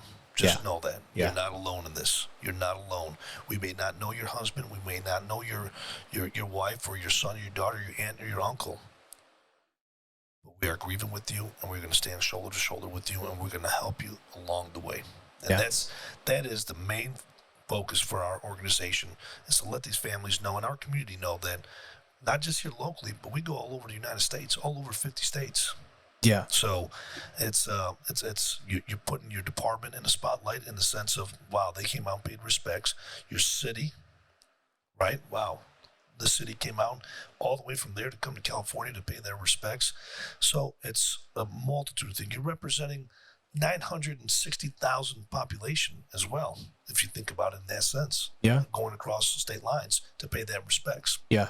Yeah, that's about the average number of officers across the nation, correct? Yeah, no, that's the population for the city of Fort Worth. Oh, okay. I see what you're saying. Yeah. I was gonna say, I know nationally there's under 1 million cops, right? Theoretically, the last numbers I received this was 780,000 officers across the United States. Yeah. Okay. I was gonna say, I know it's under 1 million, which when you take the entire population in consideration, it's not a high representation like people like to make claims about. It's not a lot of cops. And that number is shrinking. Yeah. Recruiting cops right now is fucking hard. It's hard. It's hard. And I'm not going to lie. I don't blame people. I don't blame them. Like, I tell people, if you're looking to get into this line of work, you can be a cop in any state. You can be a cop anywhere in this nation. Do your fucking homework. Find a city that supports you. Find civil service and start applying. That's my recommendations, because you don't want to work for a department that can just fire you on a whim, because you're going to be political collateral. And that happens, and that sucks. Get some protection. We talk about, FOPs and POAs and stuff like that. Fraternal order police, basically police unions. And there's some people in the city, some citizens, they don't like that. They look down on it. But in a career where you're making split-second decisions, and I challenge anybody. I don't care how big your education is. I don't care how much of a people person you are. Shit hits a fan and fight or flight response kicks in. You can't always make the best decisions. And with that said, you need protection. You need qualified immunity. You need these things, because if you don't have them, if you don't have those protections, nobody's going to sign up to do this job. It just ain't worth it. I don't care how much money you pay. It ain't worth it. So I don't know what your thoughts are on that. I get going. 100%. I mean, obviously, I'm an association kind of guy. I mean, the main focus for any association is wages, benefits, and working conditions and due process for every member of that association, and that's all we want. Is a good working condition, due process. Make sure that that the department is actually following the their basically the meet and confer contract, or the 143 and 142 local government code, and so everybody is entitled to due process, just like the criminals out there that commit a crime. They have a right to due process. So do we as law enforcement. And I want to make this very clear that there is no playbook in law enforcement. There's no playbook. That's right, baby. And we don't have a script call. Yeah, we're going to a 911 hang-up, but that 911 hang-up could be an ambush. Yeah. So that's why I say it's not a script. There's no playbook in our job. And the beauty of being a cop today and talking about things like that is there's fucking cameras everywhere. Just about every situation that we can bring up, talking about ambushes or talking about whatever, we've got video proof to back it up. You want to know why that officer was being so paranoid on this call? Watch this video. Look what happened to him. Look what happened to this. Yeah. Look what happened to this cop. Look what happened to that cop. And now we can show, hey, look, you think they're taking patrol? You think they're taking a traffic stop too seriously? Did you see the video recently of the guys on a traffic stop and some random motherfucker pulls up with a hatchet and jumps out at him? And he's like, what the shit? Like, luckily the guy didn't put it in park initially, and he was trying to get his hatchet. And as the cop sees him like going for the hatchet, but he didn't put it in park. So he finally throws it in park and then jumps out with the hatchet. The officer had already puts a few rounds in him, but had nothing to do with the person that was pulled over or the officer. Just random ass call. Simply because they're wearing that badge and that uniform. Yes. So you want to know why cops are paranoid? Look at that type of video. Like, it's shit like that happens. 2 officers from California, Montana. I was going to ask you about that. I didn't hear about the California officers. Yes. A convicted felon is out on bond. Has a history, roaming the streets. You have 2 officers that were born and raised in that community, respond to a domestic disturbance, and they get ambushed. Oh. They're going to a call to protect the weak, the ones that cannot protect themselves. So they stand in between that evil and chaos, try to bring some calm to the situation, and they get ambushed and they get killed. Yeah. Think about that. Yeah. They're going to respond to a disturbance to go help somebody that cannot help themselves, and they take the bullet. Fuck. Just like that. Yeah. And it's very disheartening to see that. It's, nobody deserves that, and then especially the protectors. Yeah. We don't deserve that. No. Because when our citizens are sleeping in their bed in the middle of the night, well, guess who's out there protecting their property? Yeah. Protecting the city. And what sucks is you've got all the media stuff going on about Uvalde and all that right now, and the rumors of officers not rushing in, not helping, and stuff like that. I don't make a judgment until investigations are through. I don't do politics. I don't do religion on here. I kind of do taxes, apparently, because we're talking about 501(c)(3) seasons and whatnot. But I want to instill confidence. That's why I had an SRO. School resource officer, for those wondering. I had an SRO on the last episode. By the time this gets posted, you'll have already heard that episode. But confidence, that's what I want to instill in people. And one of the things that I want to instill is, for every bad call you may hear of, it may not be substantiated, it may not be true, but for every one of those bad calls, there is 1,000+ calls that you don't hear about of officers doing above and beyond work. And those are the guys I work with every day. Every day. Every day. And I love it. Like, lazy motherfuckers are lazy motherfuckers. And I know who those officers are. And they're not violating any general orders. They're not violating work rules. It's just, there's different levels. It's like jiu-jitsu. I'm a big jiu-jitsu guy. White belts, black belts. You got your black belts of police work. You got your white belts of police work. And the white belts are annoying to black belts, but I love working around the black belts. I love it. Their work inspires me. You're a black belt because of what you do, the focus you have on community. I'm a huge believer. I know that we can't do this job without the community.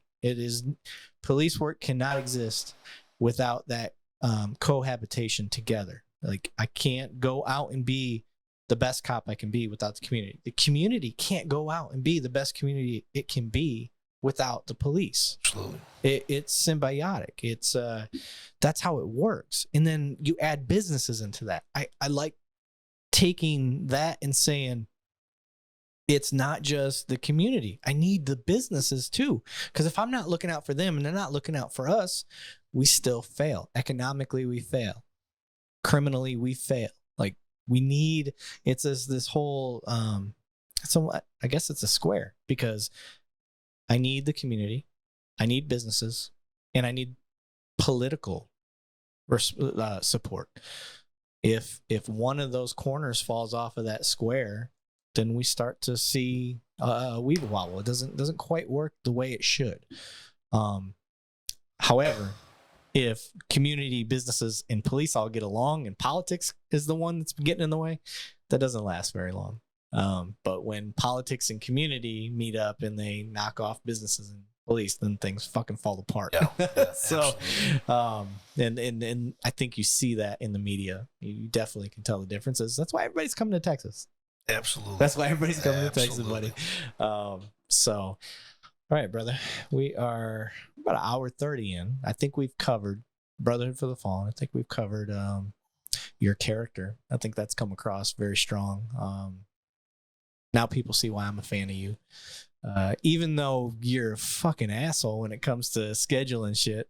The dude's so busy. That's my problem with you, Jimmy. You're too fucking busy. You are too busy. You got that immigrant mentality. Well, like I stated, any successful organization, the amount of time you put into a business or an organization, that's the return on investment that you're going to get. That's right. So yeah, I want Brotherhood to succeed. I want it to be the best that it possibly could be. I want to make sure that these families are taken care of to the best of our ability. Yeah. And when you say it, I believe it. That's what I like about you. When you say it, I don't feel like you're filling me full of shit. You're not trying to make money.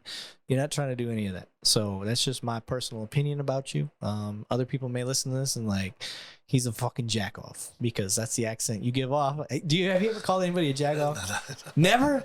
I'm like, okay, from now on. I have. I knew it.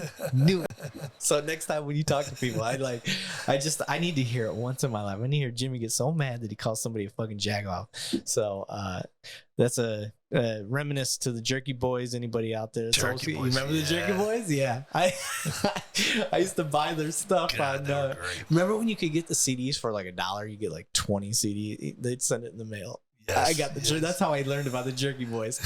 I got those CDs and I never paid. So, hey, that never showed up on my background check. So, never paid for those CDs. But I was a juvenile. So, okay. So Jimmy, let's turn the page. You're a public information officer. Correct. All right. So basically, you don't do police work anymore.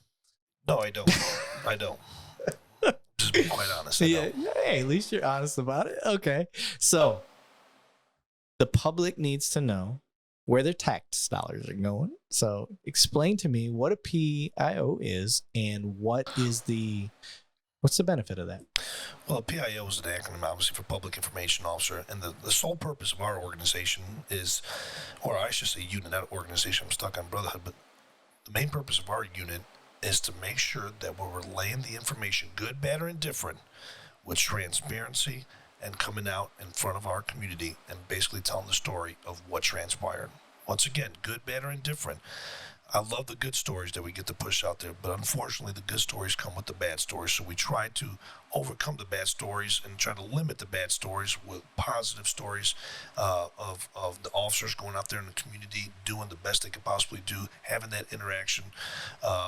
For instance, we got Hope Farms is one of them. In our community, we have officers that go out there and pay visits regularly to these kids. We got an officer that does ministry full time. You know what I mean? That goes out to the inner city communities and provides stuff to these kids that are less fortunate, these kids that can't afford it. So that's what our organization, that's what our department does, is try to bring a positive light to our department to let the citizens know. When you say about the Darth Vader and all this Star Wars stuff, that's just to let the people know that behind the badge is a human. Yeah. That human laughs, jokes, cries.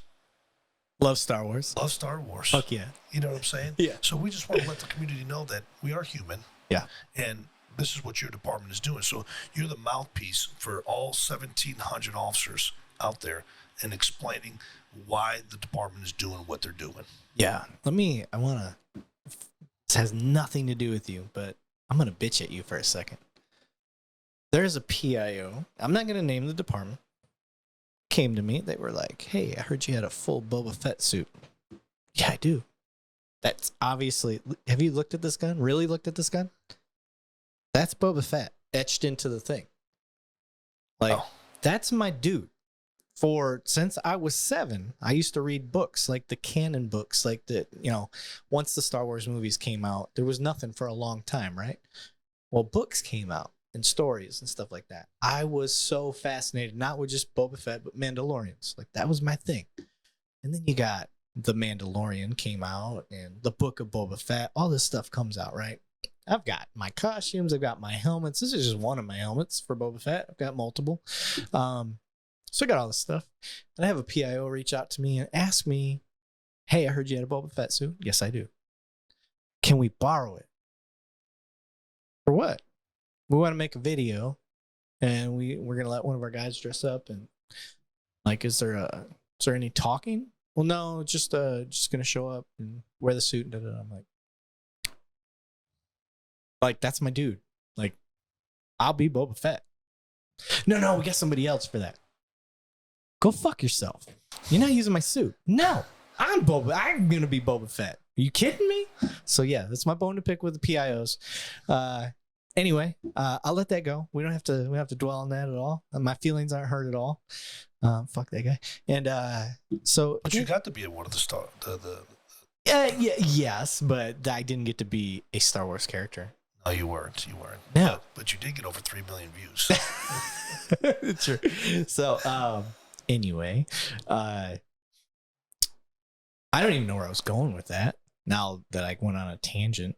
I know where I was going. Okay, so education, that's the part that I want to give to the public or other departments to know.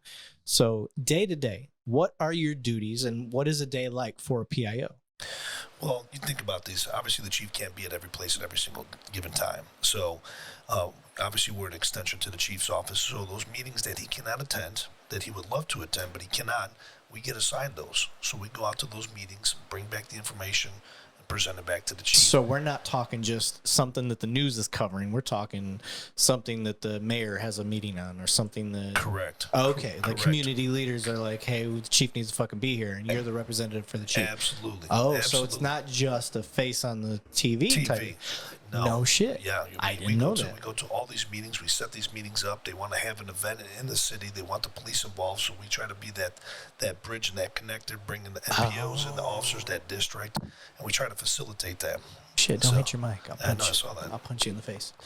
And so that's what we do. And not a lot of people understand our job, but it's a very important rule. I mean, to know that the mouthpiece comes from our office.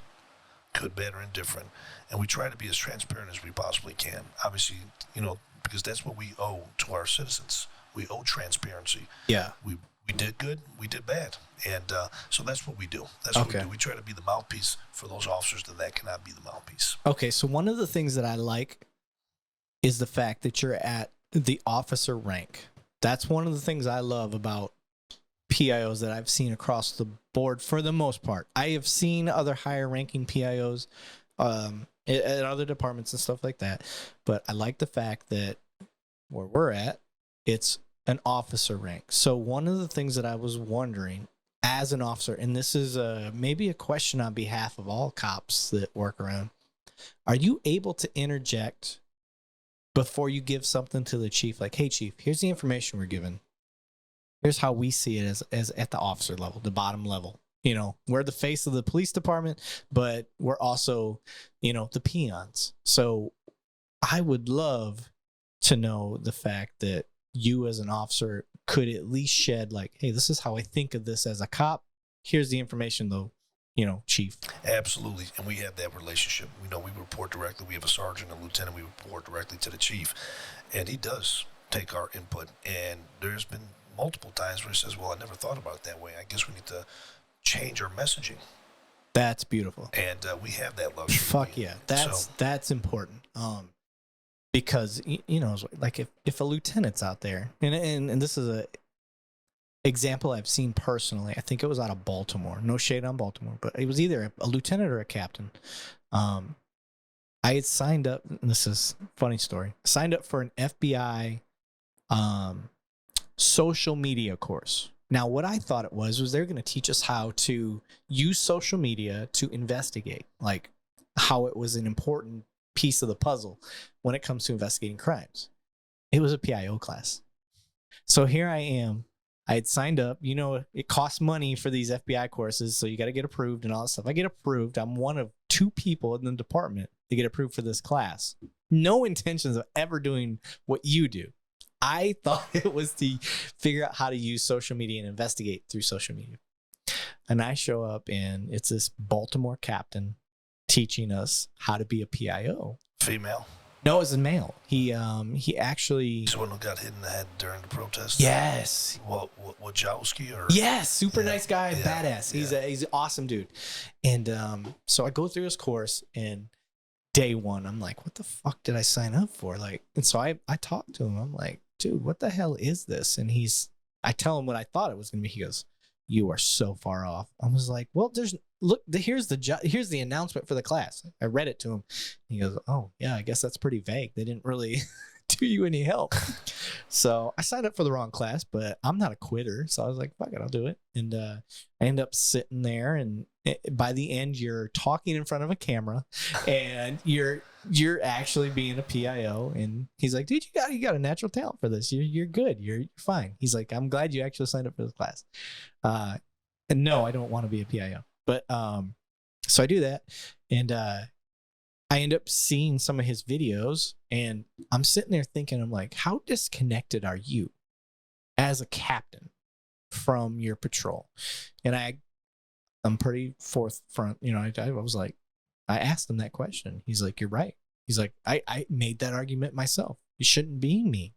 It should be an officer level or a corporal or detective or somebody at a lower rank. And so to hear you say that you guys, not only do you get to report what you find, your input is valued. We have a good chief. I like our chief. Absolutely. He leads by his heart.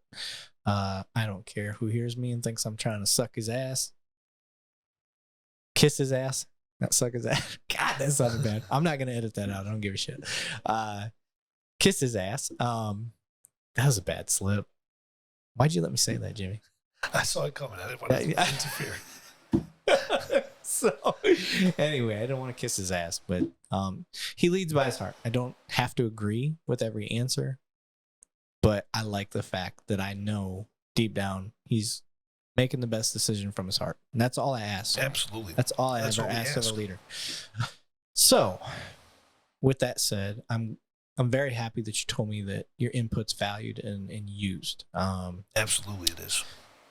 How often as a PIO are you coming back into patrol to keep grounded? Are you guys ever? Well, we did. Obviously, when we had the shortage of personnel, right? We did 1 month of... What do you mean when? We still have it. You know what I mean? When they put yes. Detectives? Yeah. I was out there too. I was out there for 1 month, and I'll tell you what, was an eye-opener. I didn't realize for 8 years how much I have missed and how much I have forgotten. Yeah, you lose it. So You lose it so fast. And I was I like, used to work in traffic, so I used to write accident report, type it out, boom, boom, boom, knock it out in less than 30 minutes. DWI, 40, 45-minute stops. yeah, I guarantee you if I get a DW right now, it's going to be 4 5 hours. days. yeah. I was an academy instructor. That's right. How embarrassing is that? So when I went out for my 30 days, I'm an instructor. I'm teaching you how to be a cop, and I can't cop. Because the report writing system had changed. It was different from what I had learned, and that was the biggest like wake up call for me. Like I rode with my buddy Luis Canizares, one of the best cops out there. Doesn't complain, does his job, shags as many calls as he can without complaint. Calm, cool, collected. Yeah, just one of the best patrol officers I've ever been around. But he was my choice. I was going out to that side of town. We were friends, and it's like, Lewis, I'm going to come out, and I got 30 days. Do you mind if I tag along with you? Because I was honest. I was like, dude, I'm nervous because I don't remember. Like the report writing system's changed. I don't know what I'm doing. He's like, no, you're good. He's a FTO, all that stuff. So, go out with him and kept me grounded. And then coming back from that, I was able to come back to teaching and fill some more holes that I was seeing because of what I did while I was out there. So that was nice. So you as a PIO, you guys are still going out there. You're doing some patrol work and staying grounded and being able to come from that perspective. Are you guys as PIOs, when information comes across, are you reaching out to officers, sergeants, stuff like that, and getting their perspective on the new information you guys are receiving? I don't know if you remember back in patrol, but when they always ask the communication supervisor, have the supervisor call in, the sergeant call in. That's the information that's coming directly to us. Oh, okay. So the sergeant says, yeah, we're out here. We got 2 shot. Suspect still outstanding. Gun violence is on scene. 2 were transported to local hospitals with gunshot wounds to upper, extremities, not life-threatening. Oh, so when shit goes down, they're not calling the chief directly; they're calling y'all. Yeah. Okay. Yeah, on-call PIO gets 24 hours for 7 days. I've been a cop 17 years. I didn't know that. Yeah. I just assumed. That's how we disseminate the information to command staff and obviously our unit. Okay, so for the public looking out, they're probably wondering, like, how is this information getting to the chief? Who's the one it gets to you, the PIO, who needs to be basically the controller of the information, but how is it getting to the chief? Directly from us, either by text message or emails. So there's no in between. No in between. So once it gets to y'all, that goes to the chief. We try to notify their command from commander, deputy chief, assistant chief, and then the chief. We try to give, one blanket, hey, this is what's going on your side of the town. Your command, just giving you a heads up. Okay. So we come from a major department, one of the top 15 in the nation. I think, I'm not without naming our department, I think we're sitting around 12. But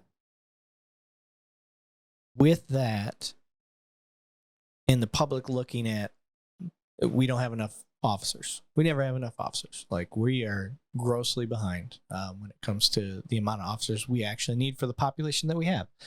And they're like, why should an officer be in that position when there's patrol needs that are out there?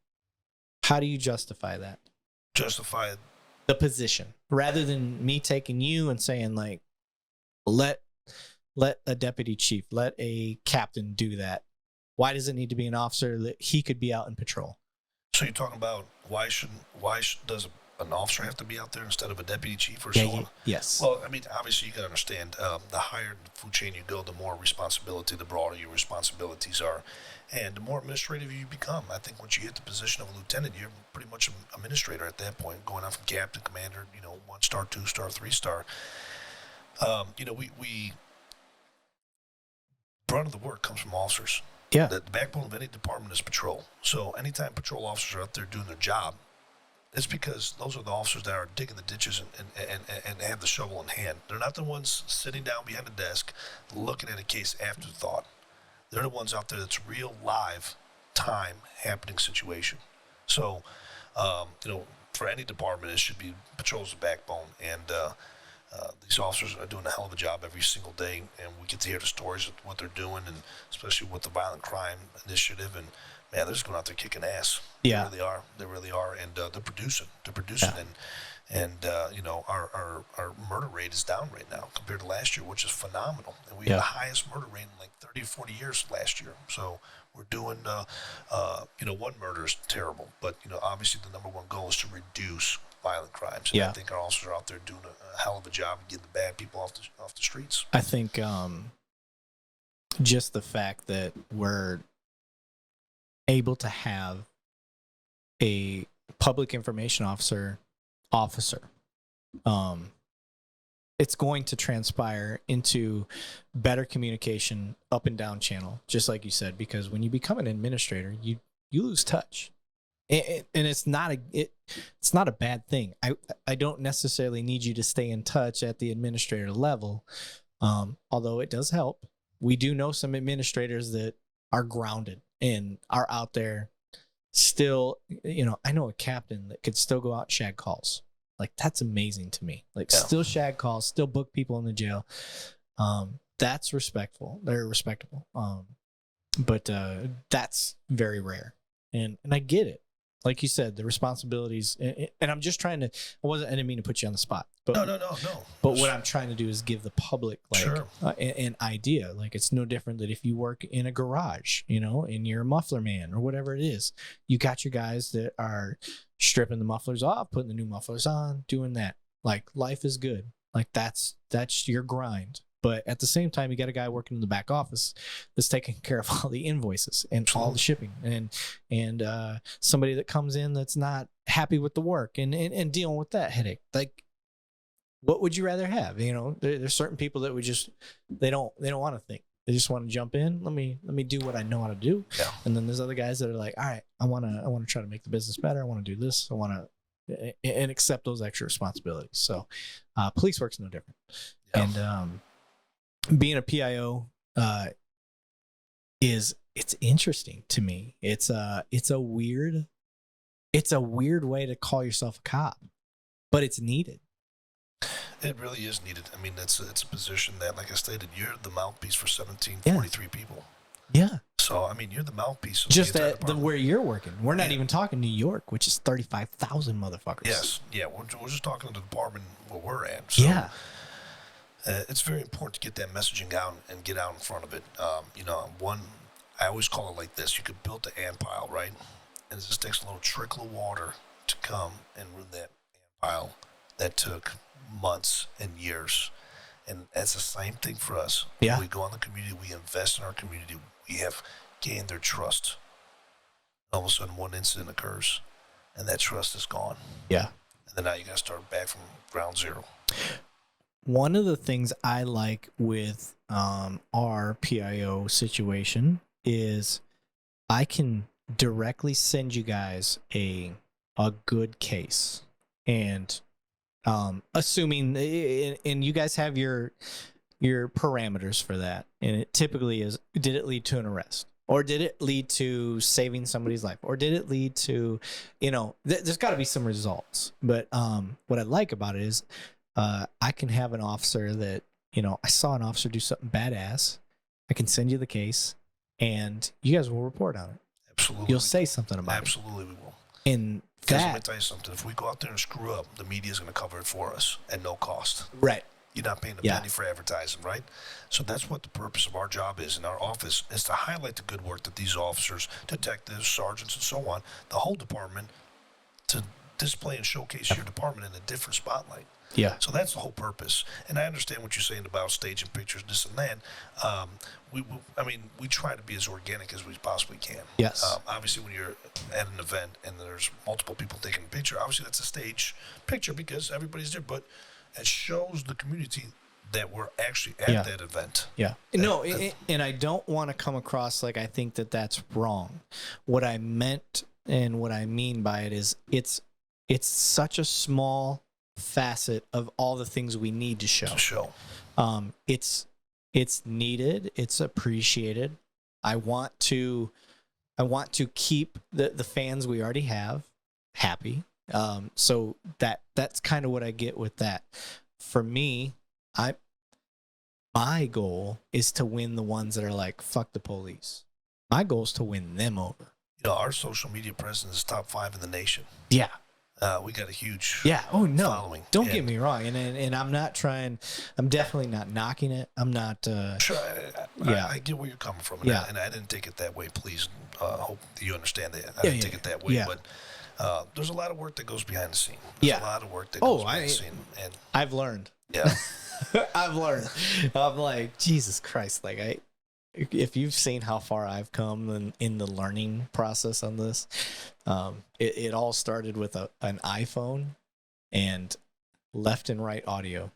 well, and that goes to my words what I said early on in the show. Yeah. Hard work, passion, Yeah. what you have built so far. Yeah. The first episode, if you listen to it, and I leave it, like, I'm not ashamed of it by any means, but I didn't know what I was doing. I did it with an iPad, and all you could hear is, like, if you talk, you're in the left ear, and then when I talk, it's in the right ear. So I didn't know what the fuck I was doing. So, but the other part that I wanted to get to on the PIO stuff. So we talked about when officers do something good, they can send it in to y'all, and you guys will put that stuff out there, assuming it obviously there's parameters, and there should be. Like, I don't think it does the public any good to know, like, hey, we got this lead, we followed up on it, and we identified this guy as being the homicide suspect or whatever it is. Did you catch him? Okay, you didn't catch him. Like, why did I give a shit? Like, that doesn't matter. Like, and I get those stories all the time. Like, that comes across quite a bit. Is like, oh my God, I can't believe we identified this guy. The way we identified him was so amazing. And I got excited before, and I sent in a story, and I was like, oh my God, I can't believe we identified this guy. We identified him like through extraordinary means. And I sent it in, and I get the kickback like, oh my God, you guys did great work, but let us know when you catch him. I was like, yeah, you're right. Yeah, it doesn't do any. I want to make something very clear that some of these officers, not just for our department, but across the viewers here, our targeted audience is not officers. If that makes sense. Yeah. Obviously, right? Our targeted audience is our constituents, is the community at large. Yeah. So when they say, well, why are you posting that? Why, the Darth Vader? Why are you posting the Chewbacca? Why are you doing all that? But you got to realize, once those videos came out, we were at full capacity. How many cities across the United States could say they were fully capacity, we're not hiring? Right. Who could say that? None. But obviously we knew that pulp culture was an attractive thing. And, that officer got very creative and, made a couple of films. And one of them had over 20 million views. Yeah. 20 million views. One of my favorites, and it's a guilty pleasure of mine because he did it so fucking perfect, was the Isn't It Ironic video. Yeah. I laughed my ass off. Like, I'm not gonna lie, it doesn't take a lot to make me laugh. I'm a happy-go-lucky, optimistic dude. Like, that's my personality type. So when I saw that, and it was one of my favorite videos growing up. Like, you and I were about the same age. Yeah, Alanis Morissette. Alanis Morissette's video, and I just thought that was fucking brilliant and funny. And he did it well. Like, he did it well. So shout out to him. Yeah. If you guys have never seen it, just type in police officer Alanis Morissette video. That you'll probably find it on Google. Yeah. Fucking hilarious. I thought it was funny. Okay, so being a PIO, policing is so hard to recruit for now. You guys, you're not only the voice between the chief and the shit that's going on in your city, you're also a mouthpiece for recruiting. Absolutely.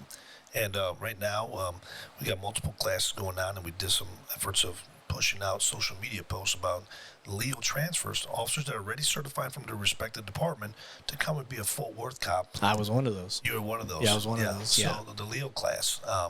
But the most important thing is that we actually get to retain those officers, hire these officers, and I think the Leo programs, the lateral transfer, is probably one of the best programs that we ever came up with in the sense of trying to get people out there in the streets in a timely manner.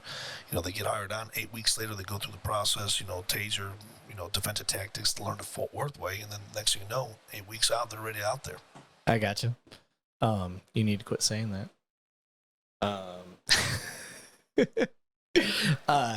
So, too funny. Anyway, the more we drink. So one of the other things that I wanted to bring up, hold on, my brain, you threw my brain off there. We were talking about recruiting, using the PIO. I'm trying to gather my thoughts because I started laughing about that. Damn you, Jimmy. You made me forget my thought. It was important. Recruiting, trying to go down the trail here. Recruiting. And you just talked about, I talked about the lateral transfer program. Yes. Oh, thank you. That's what I was getting to. Lateral transfer program. So one of my problems with lateral transfer programs is they'll look at how many officers work there. What's the population? None of that fucking matters. What matters is how many calls are taken a year. That's the only thing that matters to me. How many calls are you taking a year?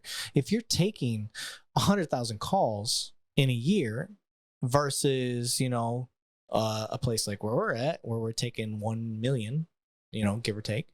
We're probably rated at 1.2 million, over 3,000 calls within a 24-hour period. Yeah, correct. And so if you're taking 1 million calls in a year, that's a lot of experience. Okay, so now we need to figure out the law of averages, for what we're looking for.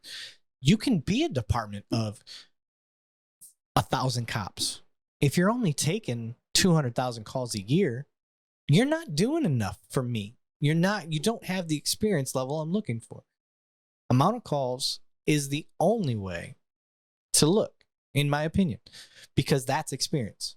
That is how you start judging the lateral transfer for me. And I haven't heard an argument, a better argument against. So what are your thoughts on that? Well, I see you got a valid point, but you also got to take into consideration when we all took this job, we didn't have the experience, right? So basically, you go through the academy, they polish you up, teach you all the penal codes, CCPs, everything.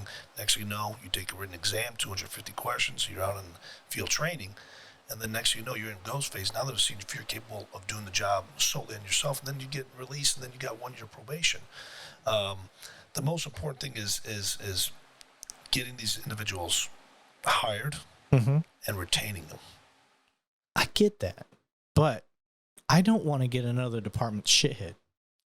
That's why when you do a background check, that's why we try to eliminate those, the bad apples, as we call it. Yes. Right? And I think our recruiting backgrounds, they do a phenomenal job. I'm not saying they don't, and I'm not saying across the nation they don't. However, I think if the first standard is based on a certain amount of average calls, we are significantly improving our odds of getting somebody that's experienced and is going to have a good background check. I agree with that. And you also got to take into consideration a burglary in one city is the same as another city. Yeah. Police work hasn't changed in 100 years. So the only difference is the volume. Yes. And that's what you're alluding to, is the volume. Because that adds experience. Absolutely. But as time goes on, the experience is going to come because of the training that we have. The top-notch training, the top-notch facility, right? But there's a benefit to being a lateral transfer. As a guy who had I don't know if I had the opportunity. I don't know if it was available yet. I was not a lateral transfer. But trust me, had that been available, I would have done it. But I went through the entire academy. It was my third police academy. So going through that entire academy, I became the standard that department holds. Vice versa, if I'm getting somebody that's been a cop at a place that has substandard training, because we're not looking at their training. We're looking that they're a sworn peace officer. So they could have been a sworn peace officer after a 6-week academy. And the reason I say a 6-week academy is because I became a sworn peace officer from a place that did a 6-week academy because I was a military cop. So they took me being a military cop and said, oh, he's experienced, so we're going to put him through this accelerated program. And I can tell you right now, that fucked me. That did not do me any favors, because there's a big difference between being a military cop and being a civilian cop. Yes, use of force, stuff like that.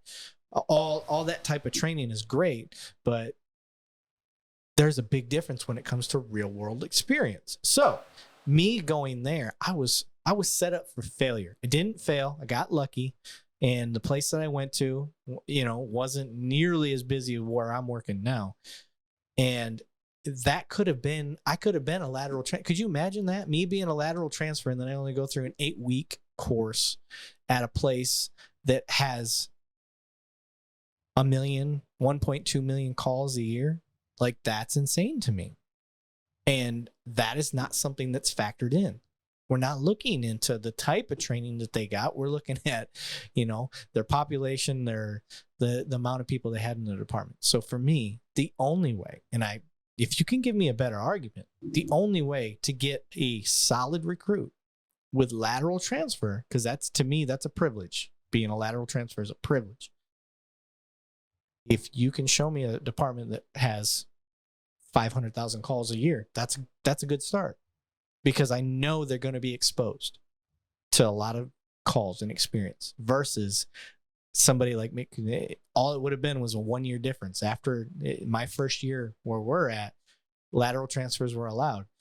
They could have got a totally different person when they recruited, when they started allowing that. I could have been the guy that had a 6-week academy and then military police experience brought over. And then that's the type of liability you just put out in the street. You know what? And you said something about an 8-week. I mean, there's so much that an academy could teach you coming from the academy. It's like leading that horse to the water, but you can't make it drink. And True. I think when you hit the streets is when you're drinking the water. Yeah. And during that 8 weeks or that 36, 40 weeks as a full-time. That's a big fucking difference. It's a big difference. Yeah. But you got to realize you're bringing somebody that has knowledge of the penal code, CCP, government code, all that stuff. You're bringing somebody that's knowledgeable versus somebody that has green as green could be. So after time and with good FTOs, I believe you can mold that officer to be the best officer they can possibly be in the sense of experience. Yeah. And depending on what type of field training officer they have. Do they have a field training officer that just wants to be reactive? Well, then that officer, you're going to build a reactive officer. If you have an FTO that's going to be a proactive officer, well, then now you just molded a proactive officer. That's once they get cut loose. Yeah. So I think multiple things play into factor when it comes to the type of caliber officer or recruit that we hire. And as a department, I think we're above par. We're above par. Okay. We're above par, and the staff that we have, they're doing what the best they could possibly do with the amount of resources that they have. When I say resources, I'm talking bodies. Yeah. And when you're pumping out, everybody's behind. Everybody's behind. You're pumping out 3 or 4 classes of 60 a year. Yeah. 60 per class, I should say, not 60 a year, 60 per class. Assuming all 60 graduate. Assume, right? Yeah. Some classes start with 50, some 45, because obviously they cannot pass backgrounds, whatever the case may be. Yeah. So, based on what they have and the personnel, I think we're above par. Yeah.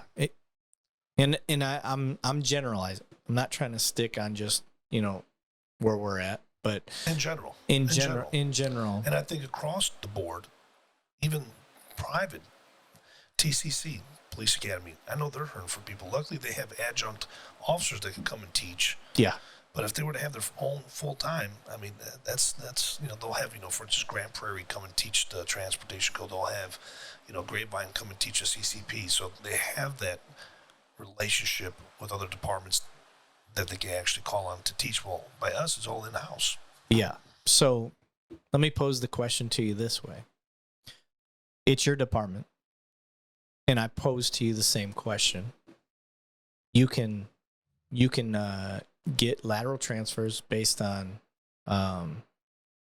the current regulations that you know of, the current qualifications, or the idea that I proposed, just solely based on the amount of calls that city gets. What are you leaning towards? I'm leaning towards what kind of service we could provide to our citizens. And obviously being short with 120 plus, that's a big number. Okay. That's a big number. And when you look at the terms of aspect of delivering the service, how many times have you seen calls holding in the queue for 2 days? Fuck. Huh? With burglary thefts. And luckily we have a unit that just answers telephone harassment frauds over the phone. Yeah. Where it doesn't require a lower level call in that doesn't require a face-to-face officer on scene, where they could do it over the phone. So which is beautiful. Beautiful. It's one of the best programs I've ever seen. Absolutely. Yeah. And so the officers can go out there and focus on more of the real crime. Yeah. You know what I mean? Your burglaries, your thefts, your assaults, your immediate robberies, stuff. the immediate stuff. Yeah. That needs an officer on scene to take a report, take evidence, take pictures, whatever the case. So for me is, what level of service are we providing? And when we're down officers, I'm not saying lower your standards. I'm not saying hire just to hire, but hire the best, retain the best, and provide the best service. Okay. So that's a pretty political answer. Come on, man. So, all right. Jimmy, I'm asking if you had the choice between let's just say somebody that's department has 100 or more officers. Like that's one way that some departments hire lateral transfers. If you got over 100 officers in your department, or a population of 100,000 or more, let's just say that's the standard. Or I say, we're going to go based on your call load, 500,000 calls or more, and you qualify to what one would you prefer? I'm not looking at the ones that are actually, hey, you're coming from a department that has 600 calls a year. What I'm looking at, are you what it takes to become an officer for this department? Yeah. That's what I'm looking at. Can you do the job? Are you able to step up to the plate and do this job? Because where you're coming from and where you landed is night and day. Yeah. You know, obviously, you know, the crime is double, triple sometimes compared to your other city that they worked at. So what I'm looking at is a person, are they able to do the job and to do it effectively?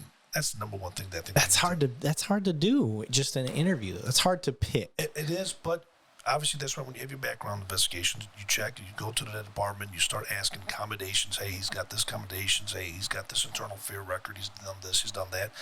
And obviously there's a criteria that they have to meet in order for them to become an officer for this department. Yeah. So I think it's, me personally, it's unfair to say, hey, I'm sorry, we're not going to take you, even though you meet what our contract states. Yeah.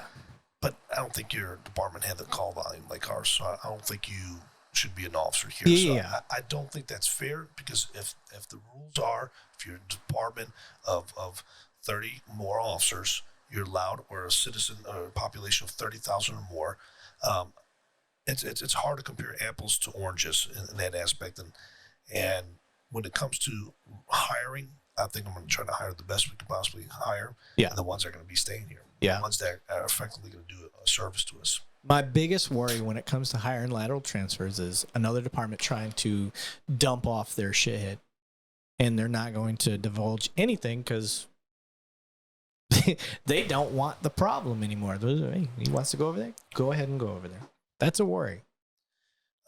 You know, and and I get what you're saying, and there's always 5 fingers on one hand. Not every finger's the same. So, yeah. And that's the same thing when you're hiring either a Leo or a full-fledged recruit.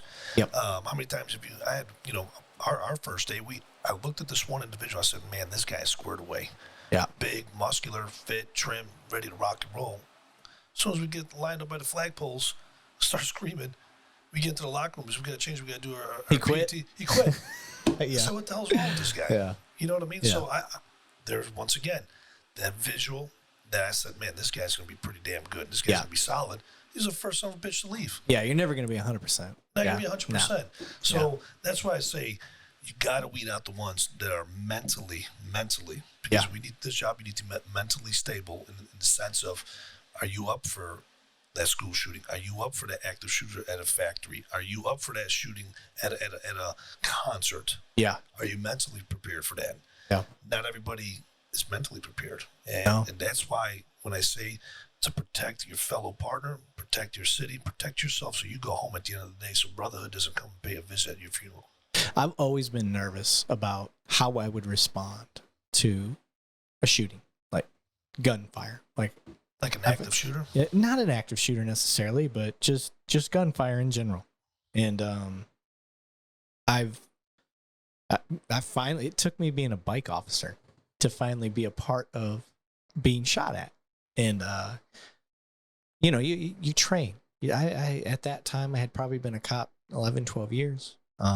Been trained out the yin yang, and you have an idea of how you're going to respond. I'm gonna fucking charge ahead. I'm gonna do this. I'm gonna do that. I'm gonna be squared away.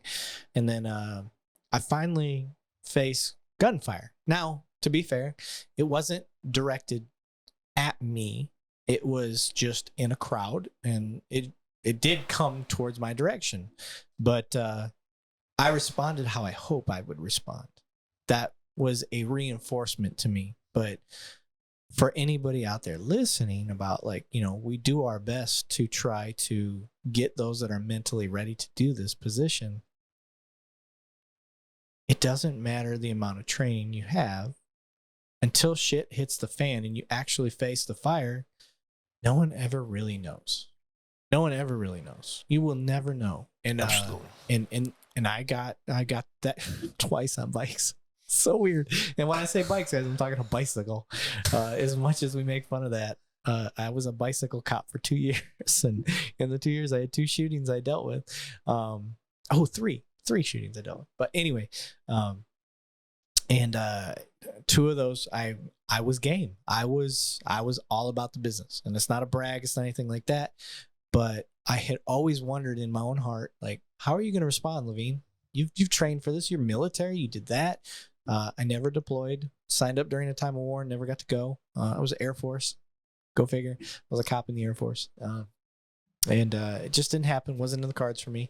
So I didn't get to test myself, and then becoming a cop, finally, 10, 11, 12 years in, finally faced some gunfire. And you question yourself. And I'm just trying to be honest and talk about that. And I, luckily for myself, and maybe it's not luck, but I passed my own test for me 2 times. And my partners passed that test, in my opinion, for me. They were game. They were with me. We were side by side. Shout out to Officer Dana, who's retired now. We both charged forward. Now, nobody got shot. I'll put that out there. We caught the bad guys. It was great. Everybody went home safe. So good stuff. But when it comes to when we're talking about recruiting and stuff like that, we do our best, even our background guys, to weed out who we think is mentally ready for this position. But if we're going to be honest, we never truly know until they're in that situation. Absolutely. Yeah. So and this is me trying to be transparent with the public. So, with that said, and transparency being a thing, as a PIO, how do you guys decide what you're going to say, what is going to be said, and how transparent you can be? Because I know as a cop, one of the big things I'm worried about is spoiling an investigation. But at the same time, as me being a community-oriented police officer, obviously, I want to be open, transparent, get videos out. I want all that shit to happen as fast as I possibly can. How do you decide? Well, there's certain things, obviously, that play a contributing factor. One is due process, right? We got to make sure that we're covering all of our bases for the protection of the integrity of that investigation. That's going to go to the district attorney's office, internal affairs, or special investigation unit. So it's sometimes releasing the information quick can be detrimental, because now you provided a non-biased portion of the evidence that you released if the case potentially goes to a juror. So there's certain things by law you can release, some things you cannot by law release, but we try to give as much information we can so we don't hamper the investigation or be a detriment to the investigation. So that's the number one goal, is give enough but protect the integrity of the investigation and don't release all of it, because there's still innocence of proven guilty, right? So there's still stuff that we release to the media and to the community, but we don't release everything because we obviously, one, either we don't have the information readily available at the time of the interview, or 2, we don't want to release it because it can be detrimental to the case because we still have the suspect outstanding. Okay. To add on to that, when it comes to releasing things, video and stuff like that, The public gets pissed. They know there's body cam video available, and they want to see it. And I get it. One, do you guys allow family of victims to see that stuff first? What's kind of your tactics when it comes to releasing videos? And then two, how much work goes into protecting those that are in the videos, such as juveniles, witnesses, victims, stuff like that? I don't think the public knows just how much work goes into a redaction when it comes to blurring out faces and protecting identities and stuff like that. You know, one of the things I touched on earlier was, you know, there's certain things by law that we could release, and some, obviously juveniles being one of them, we cannot release that information per, you know, the law. We cannot release a juvenile's full name or a picture. We could release the age, if it was a male or a female, but that's the extent that we could release. And releasing too much information about a victim, we also got to protect the integrity of the victim. Obviously, they've been through a traumatic incident, right? Obviously, you know, they were robbed or they were shot at or they were shot. So we try to protect that as well. So we try to be informational piece for the community in the sense of, hey, we responded on scene, we observed, this is what's going on, this is who's taking over the investigation, and the investigation continues. If additional information is provided, we will release. For instance, if we got a shooting, suspect at large, 3 days later we get notified the suspect, hey, in reference to this case, the suspect has been arrested, here's his mugshot after they've been arraigned, here's his name, here's his age, here's his mugshot. Okay. Help the public understand just how much work has to go into a major case. Let's say it's a officer-involved shooting. Officer-involved shooting. There's 12 officers, 20 officers on scene. All of them have body cams, and you guys have to now try to get out as quickly as possible, an officer-involved shooting, those body cams. You know, the policy is for our department and the chief is 3 days. They want to get the information out in the sense of the video within 3 days of a critical police incident. That's one of the main factors of being transparent and letting the community know, hey, this is what happened. We responded to such and such call. Officer encountered. This is what happened. So we try to release as much as we can, video-wise, with respect to the officers that's going through the major case. And major case, the detectives do a hell of a job by, you know, not letting, they turn over every stone to make sure they're covering everything, make sure they're being transparent and gathering all the facts. That's their job, is to gather all the facts. And they do a hell of a job. And once that case is done, it gets forwarded over to the district attorney's office for a grand jury review. Yeah.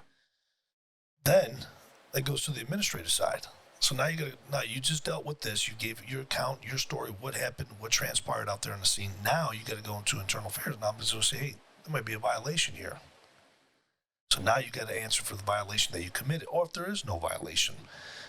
So it's very traumatic for an officer to go through CPI. You know, I've had a couple of friends that have been through CPIs, and it's tough because there's not one officer that puts on this uniform every single day that says, you know what, I want to take a life today. Yeah. There's not one. No. There's not one. So in going through all that, and we're talking about the 20 officers that were on scene during this, you know, critical incident, somebody has to sit down, or multiple people have to sit down and watch 2 hours, 3 hours worth of body cam videos. Yeah.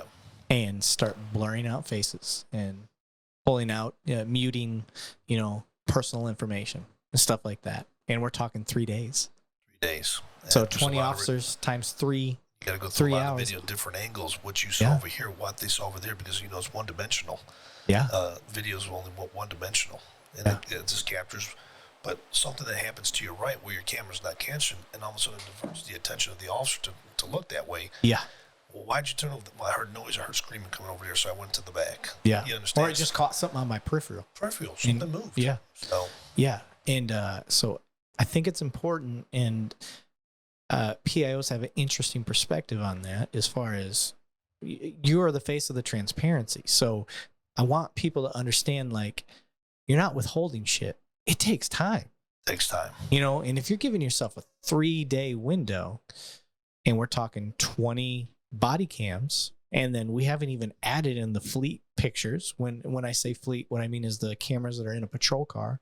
So we're trying to take all of the police video available to help show clarity and be transparent without jeopardizing an investigation. And then you have people that have to go through and watch every single second of every single video. Yep. That's a lot of information to go through. On top of that, you have to be the person that filters and takes the tough questions. So that's another portion that I wanted to ask. What is it like to have to either answer the media? You know, your media. Yeah, I'm air quoting if anybody's listening. You're the media, but you have to filter questions from the media as well. How do you deal with that? That's pressure. It is pressure because you're put right on the spot. They want the facts. Why did this officer shoot 16 times? Why did this officer shoot 4 times, as you stated originally in the report or in an interview?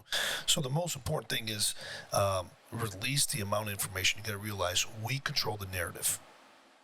We control the narrative. We're providing the information, but the information that you're asking, we're not going to release right now because it's still being investigated. And we don't want to release something. Let me cut you off real quick. And what you mean by we control the narrative is this isn't a press conference where CNN's covering it and they're putting it out. It's you as the department. You are coming out and you're saying, we're holding this press conference. This is our information. This is the information That's that how we're you're releasing controlling at this time. Yes. As further information becomes available, we will notify you. And all of that information, this is what I love about PIOs and departments that have this stuff. And any department that doesn't have this is my recommendation to you, and you tell me if you agree. In a time where our words can be misconstrued a million different ways, if you have a public information office, you control 100% of the information that gets out. And you don't have to go to CNN. You don't have to go to Fox News. You don't have to go to MSNBC. You can jump right on that police department's website and you can find the information unfiltered, unedited, and given exactly as the way you meant it. And that is the beauty, to me, of a PIO. You're absolutely right. Yeah. And that is worth its weight in gold. Now, is every single department out there in the nation taking advantage of that? Maybe not. Maybe not. Yeah. But the information and the ability to do so is out there. I mean, if I can make a fucking podcast, you can make a PIO office. Yeah. It's really not that hard. It doesn't have to be pretty. It can just be basic. You can jump on Facebook Live. I don't care. Get your cell phone out and put your information out there while sitting at your desk. You can do it. Sit in your car. That's right. I don't care. But give the information out unfiltered and in your narrative, your information that you need to get out there. And as long as you guys are doing that, you at least have one source out there that is from your department. Now, the citizens can decide whether you're full of shit, whether it's genuine, whatever it is. And you're going to work hand in hand. If you get an overwhelming response from the city that the citizens that you're not doing it right, you're not doing it well enough, whatever, you can adjust. It's a growing relationship. It is. It is. And so that's another question. How, in where you're at, how are the citizens responding to the way that you do your job? To be honest with you, if it fits their narrative, yeah. Okay. they love it. Yeah. But if it doesn't fit their narrative, fuck you. they don't like it. Yeah. That's the only way to put it. If it fits their narrative, they like it. If they don't fit their narrative, they don't like it. Okay. Fair. It's plain and simple. Okay. So, what has the opinion been of other officers from throughout the nation? You know, obviously, we're saying, well, why are we releasing this much information? Why are we releasing a body camera? Why are we doing this? Because you got to realize, at the end of the day, we work for our residents, and we owe it to them to be open, transparent, and forthcoming. Yes. And those are very important things as an organization, to be forthcoming, transparent, and open. And once you start doing that, you gain the trust. So there's no speculation. There's no room for anybody to say, well, how come they didn't come out right away with this case? Did the officer do something they're trying to cover up? Yeah. That's not the case. They're still gathering all the information. So that's why it's very important to get out and control the narrative first. Get ahead of it. Yeah. Get ahead of it. Get ahead of it. Yeah. Because if you're behind, you're done. Yeah, I agree. And it's one of those things that the culture of policing prior to body cams and prior to social media, it was, I don't want to say it was a secret squirrel society, but it seemed like police didn't release anything until you got a full investigation. And by the time the full investigation was released, everybody, like, either the environment had amplified and got out of control, or that it just created a higher distrust. Now, it seems like the hot word of the day is transparency, when it comes to police work. And transparency can be taken a million different ways, but I think it's the best word for doing the right thing. 100%.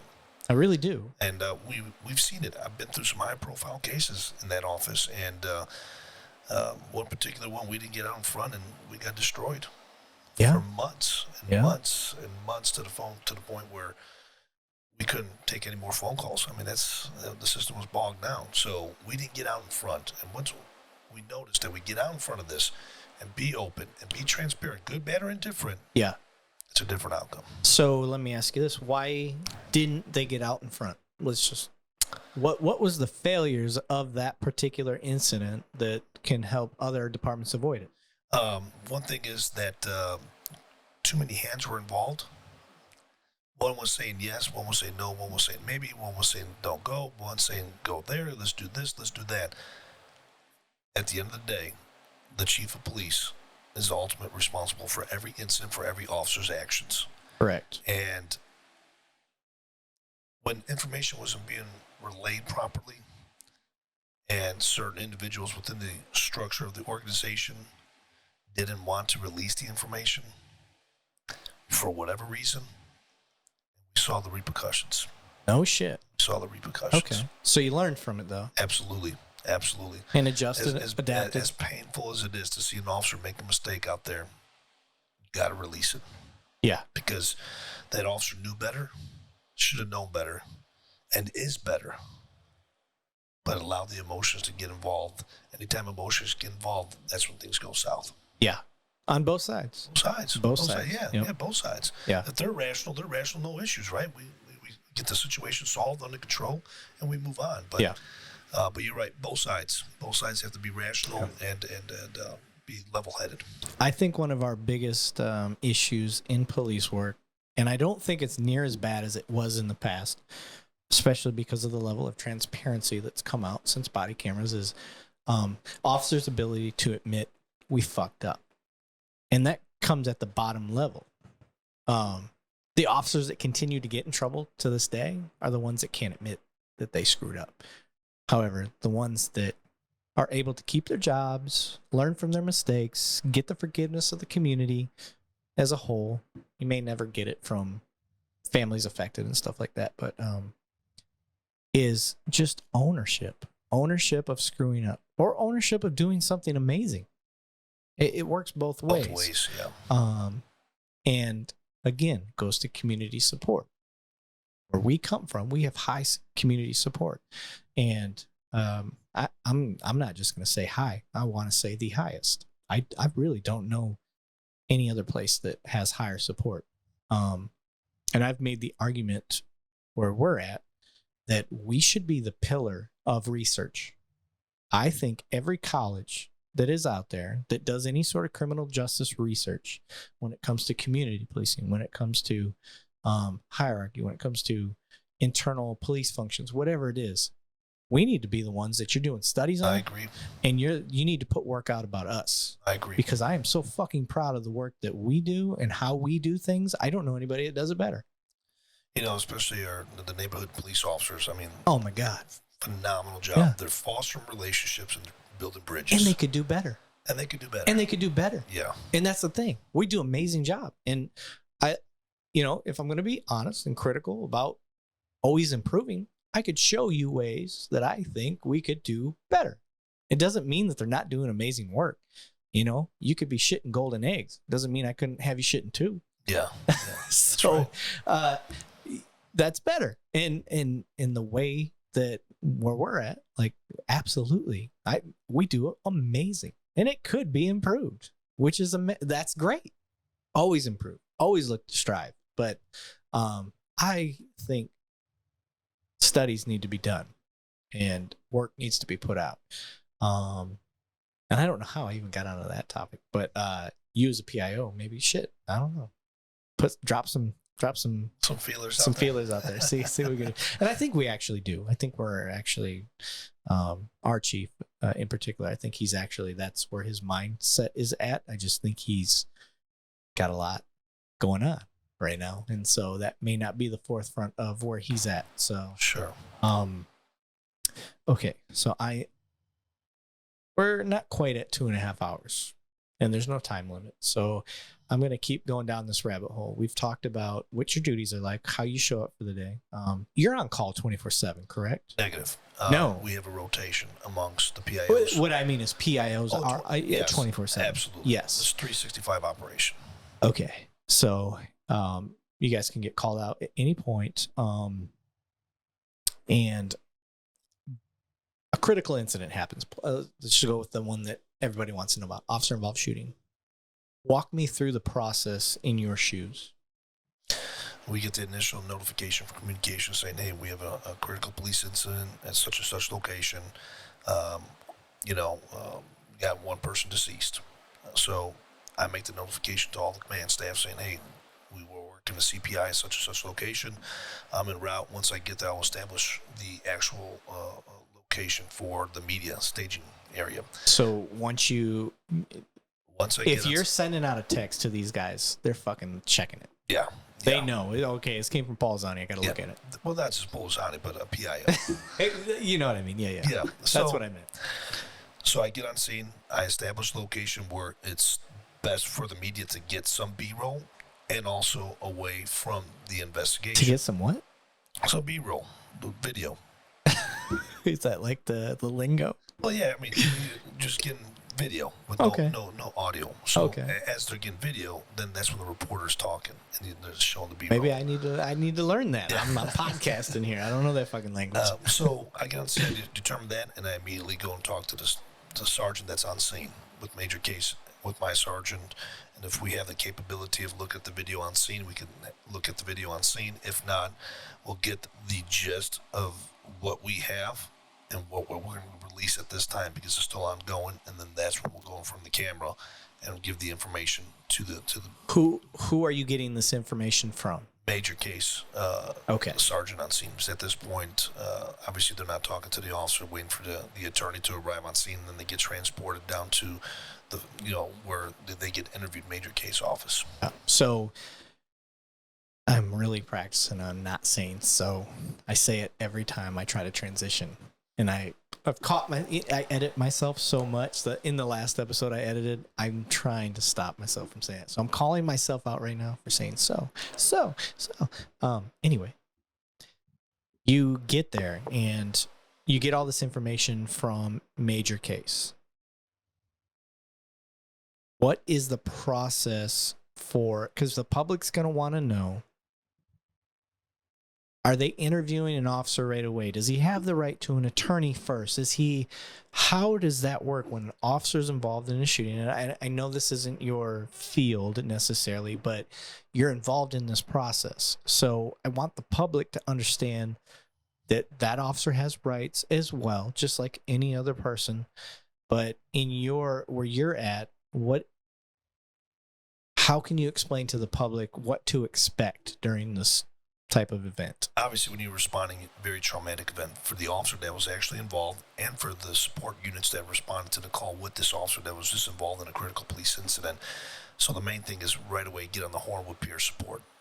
Get on the phone with Cleat, get these officers out, get the attorneys out there, get peer support. That's going to be very critical. That's going to be very critical because everybody grieves more, whatever the case may be. Everybody just mourns different or grieves different. So it's very important that we actually, check on the well-being of every party involved, even citizens that witnessed this.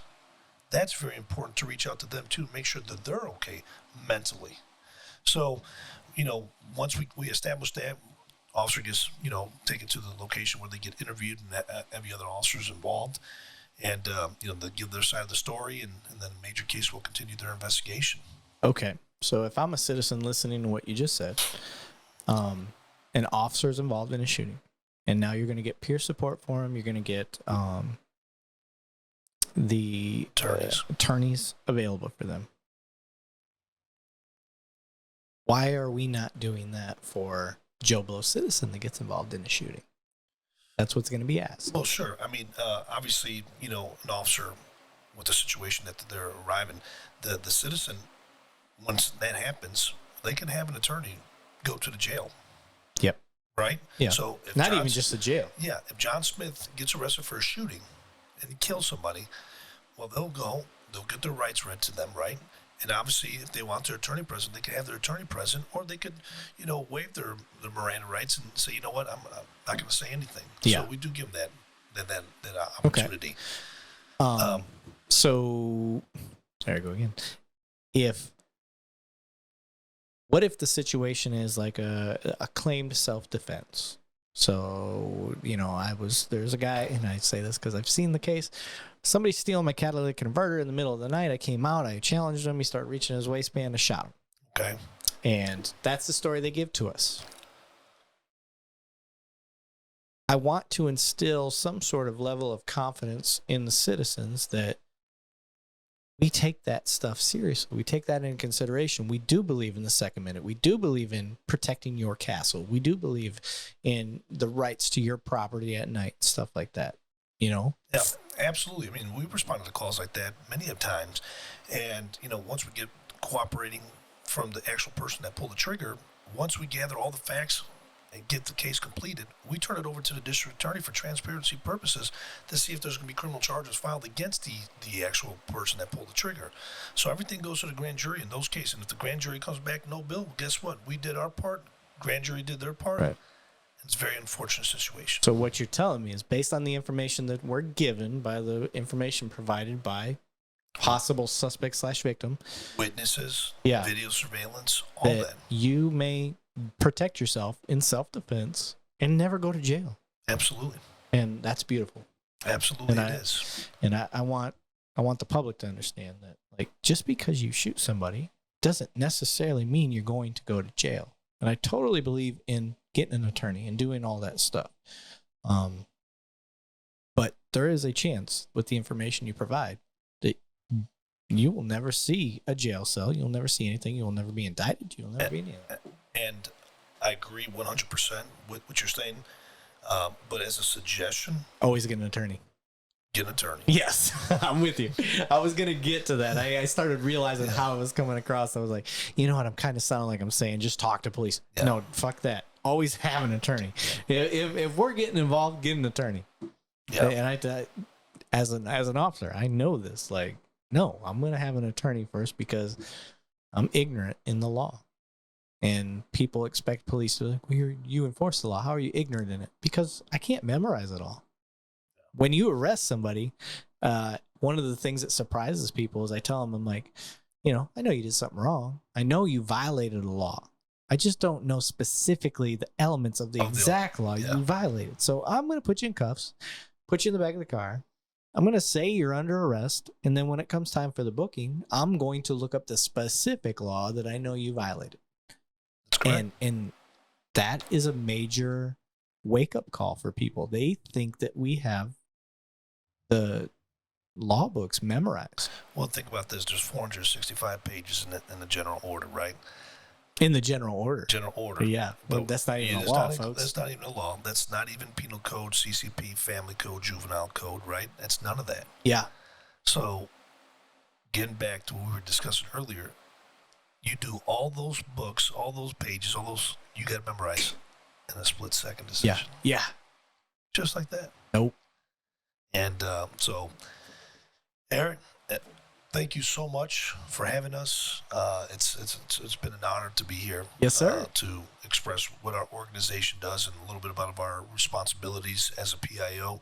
Hopefully that your viewers and yourself have a better understanding of exactly what our organization does and also our unit. So I thank you for your time taken away from your family to ask these important questions. Yes, sir. To educate the community that don't have an understanding of exactly what we do and how we do and why we do it. So it's an honor to be here. I wish you nothing but success, and hopefully this business continues to grow.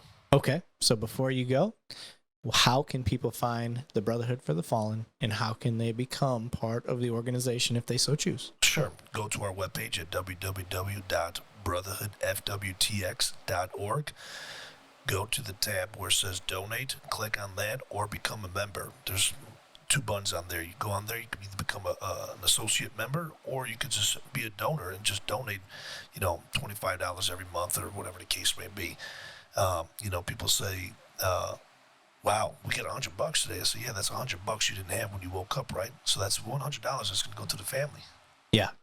And so that's the beauty of it. That's Yeah. the beauty of it.